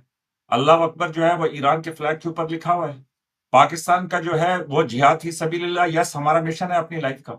आप कह रहे थे जी गौरी अब्दाली क्यों रखा? डॉक्टर साहब हमारी, ये चौधरी साहब हमारी मर्जी है ना जी, हम जो मर्जी है रखें। किसी को इसके ऊपर क्या एतराज हो सकता है? अगर हम हिंदुस्तान से अलहदा हुए हैं, ये कहते हैं कि जी 800,000 साल के अंदर हिंदुस्तान ने किसी पे हमला नहीं किया, तो क्या हम उसके वारिस नहीं है? क्या हम भी वही नहीं थे? तो मैं ये समझता हूं कि ये जो रवैया है कि जिसमें आप तमाम अच्छी चीजें अपने लिए रख लें और सिर्फ गालियां जो है वो दूसरे के लिए रख लें, ये पढ़े लिखे लोगों का मतलब इस तरह का वो तरीकाकार नहीं है।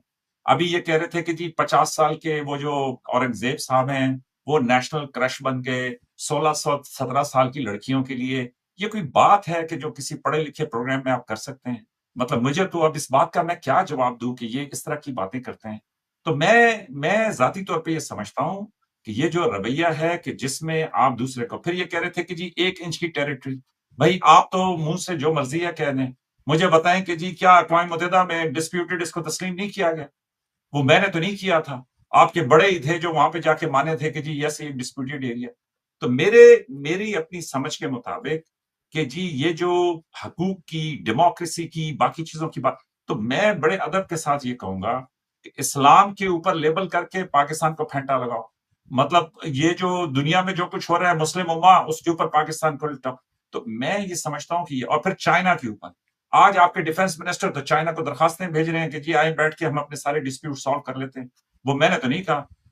मतलब नाम आपके दानिश्वर कह रहे हैं कि जी मोदी साहब से नाम नहीं लिया जा रहा चाइना का।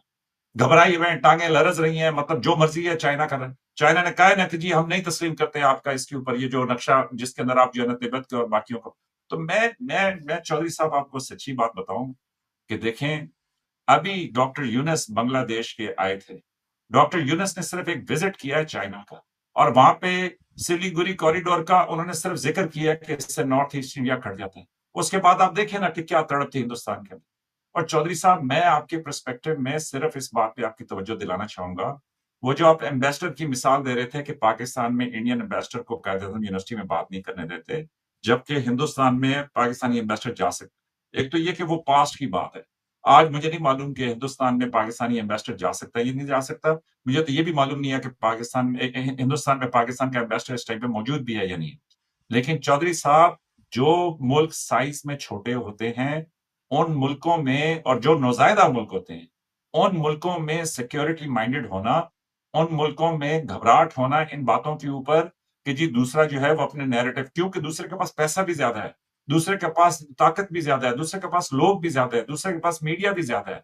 तो प्लीज ट्राई टू अंडरस्टैंड कि जिस तरह घर में किसी बड़े ने किरदार, जो बड़ा होता है उसको ज्यादा कुर्बानियां, उसको ज्यादा मतलब अकोमोडेटिव, उसको सब कुछ करना पड़ता है।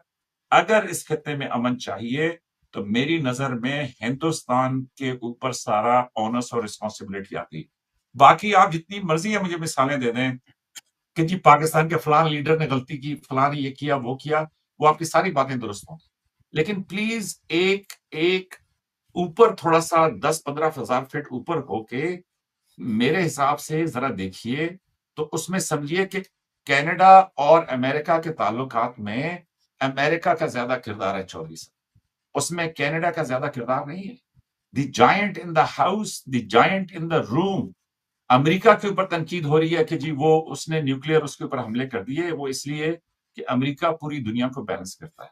तो मैं जाती तौर पे ये समझता हूं कि अगर डॉक्टर अभिषेक जैसे लोग जो हैं वो इतना गुस्सा इस्लाम के ऊपर, उम्मा के ऊपर, पाकिस्तान के ऊपर इतना डाउन वो अपना व्यू लेते हैं कि जी वो एज इफ कि जी पाकिस्तान में जो लोग ही नहीं रहते, इंसान ही नहीं रहते, बल्कि ये तो सारे बेवकूफ गधे हैं कि जिनका हर टाइम पे काम है कि वो जिहाद फी सबीलिल्लाह करके पूरे हिंदुस्तान को उड़ा दें।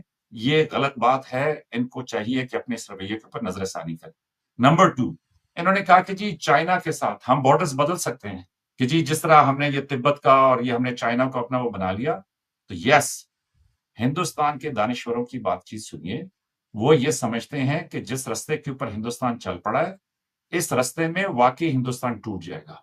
और डॉक्टर साहब सही कह रहे हैं कि शायद फिर हमें नए हमसाए मिल जाएं। तो इसलिए मेरी अपनी समझ के मुताबिक ये कंस्ट्रक्टिव सोच जरूर होनी चाहिए कि मसाइल का हल देखें, लेकिन एट द सेम टाइम ये denial, complete dismissal of the other person's existence, reason, जो भी उसकी सोच है, भाई इसी सोच के ऊपर पाकिस्तान यहां तक पहुंचा है ना चौधरी साहब। ऐसा तो नहीं है कि इस सोच के साथ, ये आपकी बातें बिल्कुल दुरुस्त हैं कि जी 40% जो है वो गुर्बत, भाई इंडिया में भी एक्सट्रीम पॉवर्टी में पाकिस्तान फिर भी हिंदुस्तान से बेहतर है। आप जाके प्लीज, मुझे आज के नंबर्स मालूम नहीं है, लेकिन ये एक एक्सट्रीम पॉवर्टी के अंदर। दूसरा, चौधरी साहब, ये जो पाकिस्तान का इकोनॉमिक डिक्लाइन, ये जो कुछ आया है, ये 2023-22 इसके ऊपर बड़ा टफ था, लेकिन पाकिस्तान ने इसी सब के साथ सर्वाइव भी किया है। तो मैं अपनी जाती तौर पर समझ में एक समझता हूं कि जी जंग कोई मुल्क नहीं जीतता। मेरा फलसफा यह है कि जंगें जो हैं, ना कोई मुल्क जीतता है ना कोई हारता है। जंगें माएं हारती हैं, वो जवान बेवाएं हारती हैं, वो बच्चे हारते हैं कि जिनके वालिदैन उसमें शहीद हो जाते हैं। मैं ये समझता हूँ चौधरी साहब, मैं बार बार अपने प्रोग्राम्स में मिसाल देता हूँ कि पाकिस्तान और इंडिया में मुझे कम से कम ये उम्मीद की किरण नजर आई कि 3.5 दिन के बाद दोनों मुल्कों ने कहा कि जी सीज फायर। अब छोड़े इस बहस को कि इंडिया ने पहले कहा या पाकिस्तान ने पहले कहा। ये ईरान को भी और अमेरिका को और इसराइल को भी 12 दिन लगे चौधरी साहब। 12 days is a lot with these modern weapons. ये यूक्रेन और रूस को देख रहे हैं चौधरी साहब, 3.5 साल हो गए हैं। तो इसलिए मैं जाती तौर पे समझता हूं कि किसी को नीचा नहीं देखना चाहिए, सबकी रिस्पेक्ट करनी चाहिए। मैं जाती तौर पे ये जो कह रहे थे, ये पाकिस्तान में वो ज्यादातर उसका नाम लेते हैं, वो जो मियां मिठू है, इसी तरीके से ये, भाई मैं इस तरह की तमाम कन्वर्जन्स को रद्द करता हूं। लेकिन चौधरी साहब, इसमें एक आखिरी नुकता देता हूं, मुझे मालूम आप सवाल पूछना चाहते हैं, लेकिन एक आखिरी नुकता देता हूं। मैं जब शुरू में इंडियन गेस्ट के साथ इंटरेक्ट करना शुरू हुआ, तो वो मुझे बताते थे कि जनाब पाकिस्तान में, मतलब मौजूदा पाकिस्तान के अंदर हिंदुओं की तादाद जो है वो 24% से कम होके 1.5% या 2% रहेगी। तो चौधरी साहब, जब मैंने उसके ऊपर मालूम करना शुरू किया, तो मुझे पता चला कि जो 1941 में एक सेंसस हुआ था जो ब्रिटिश ने किया था, 1951 में एक सेंसस हुआ था जो हुकूमत पाकिस्तान ने किया था। उन दोनों सेंसस के मुताबिक पाकिस्तान में, जो मौजूदा पाकिस्तान है, इसमें हिंदू आबादी 1.6% थी, जो आज 2 कुछ फीसद है। और जो बांग्लादेश है उसमें ज्यादा तादाद थी। मुझे नहीं मालूम कि आज वहां पे क्या सूरत हाल है। तो मैं ये कहता हूं कि देखें, सब जो है ना वो नैरेटिव को अपने हिसाब से बयान करते हैं। पाकिस्तान फिर भी मेरी समझ के मुताबिक बहुत रीजनेबल मुल्क है। मैं खुद जाती तौर पे, आपने कहा ना कि जी वो 3 महीने के थिंक टैंक के लिए नहीं जा सके, मैं जरूर जाना चाहूंगा डॉक्टर चौधरी साहब। वो इसलिए कि ये इन हिंदू गेस्ट के साथ बैठ बैठ के मेरी एक बड़ी ख्वाहिश है कि मैं NH-44 के ऊपर ट्रैवल करूं। वो जो ये कहते हैं ना, आ, आ, क्या किशनगंगा से कन्हैया कुमारी, तो मैं वो पूरा, मतलब मेरी उसके बारे में पढ़ने के बाद मेरी एक अपनी ख्वाहिश पैदा हुई। तो हम हक रखते हैं, दोनों मुल्कों के लोग हक रखते हैं कि वो आके लाहौर देखें, हम जाके मुंबई देखें, हम दिल्ली देखें, हम एक दूसरे की सड़कों पर ट्रैवल करें।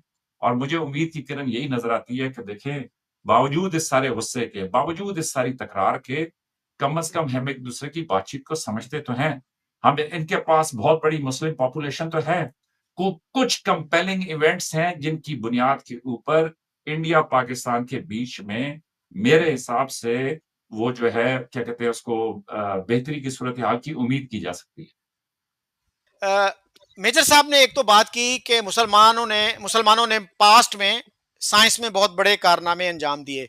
अच्छा सर, उसमें इंटरेस्टिंग बात यह भी है कि वो जो साइंटिस्ट थे ना, उनको भी बड़ी परसिक्यूशन का सामना करना पड़ा। उनको ये कहा गया कि तुम मुसलमान ही नहीं हो, तुम तो मुर्ताद हो, तुम तो जनाब हेरेटिक हो। इस तरह के जो मसाइल थे उनको भी हमें पेश नजर रखना चाहिए, और हिस्ट्री का वही बात है, ऑब्जेक्टिवली जायजा लेना चाहिए। लेकिन आज की सूरत हाल आप देख लीजिए ना सर, इसराइल की आबादी कितनी है? 9 मिलियन सर। और मुसलमान कितने हैं इस वक्त? कहा जाता है जी 2 अरब हैं या 2.25 अरब हैं। उनकी साइंटिफिक अचीवमेंट्स देख लीजिए, डिस्कवरीज देख लीजिए, और इसराइल की डिस्कवरीज और इन्वेंशंस देख लीजिए। तो थोड़ा सा हमें self reflection, self introspection, self criticism करना चाहिए। और सर दूसरा जो है, आपने कहा कि अमेरिका और कनाडा के जो अच्छे रिलेशंस हैं उसमें अमेरिका का रोल ज्यादा है। उसमें सर अगर कनाडा हाफिज सईद और मसूद अजहर जैसे लोगों को पालता तो फिर क्या इसी तरह के रिलेशंस होते उनके,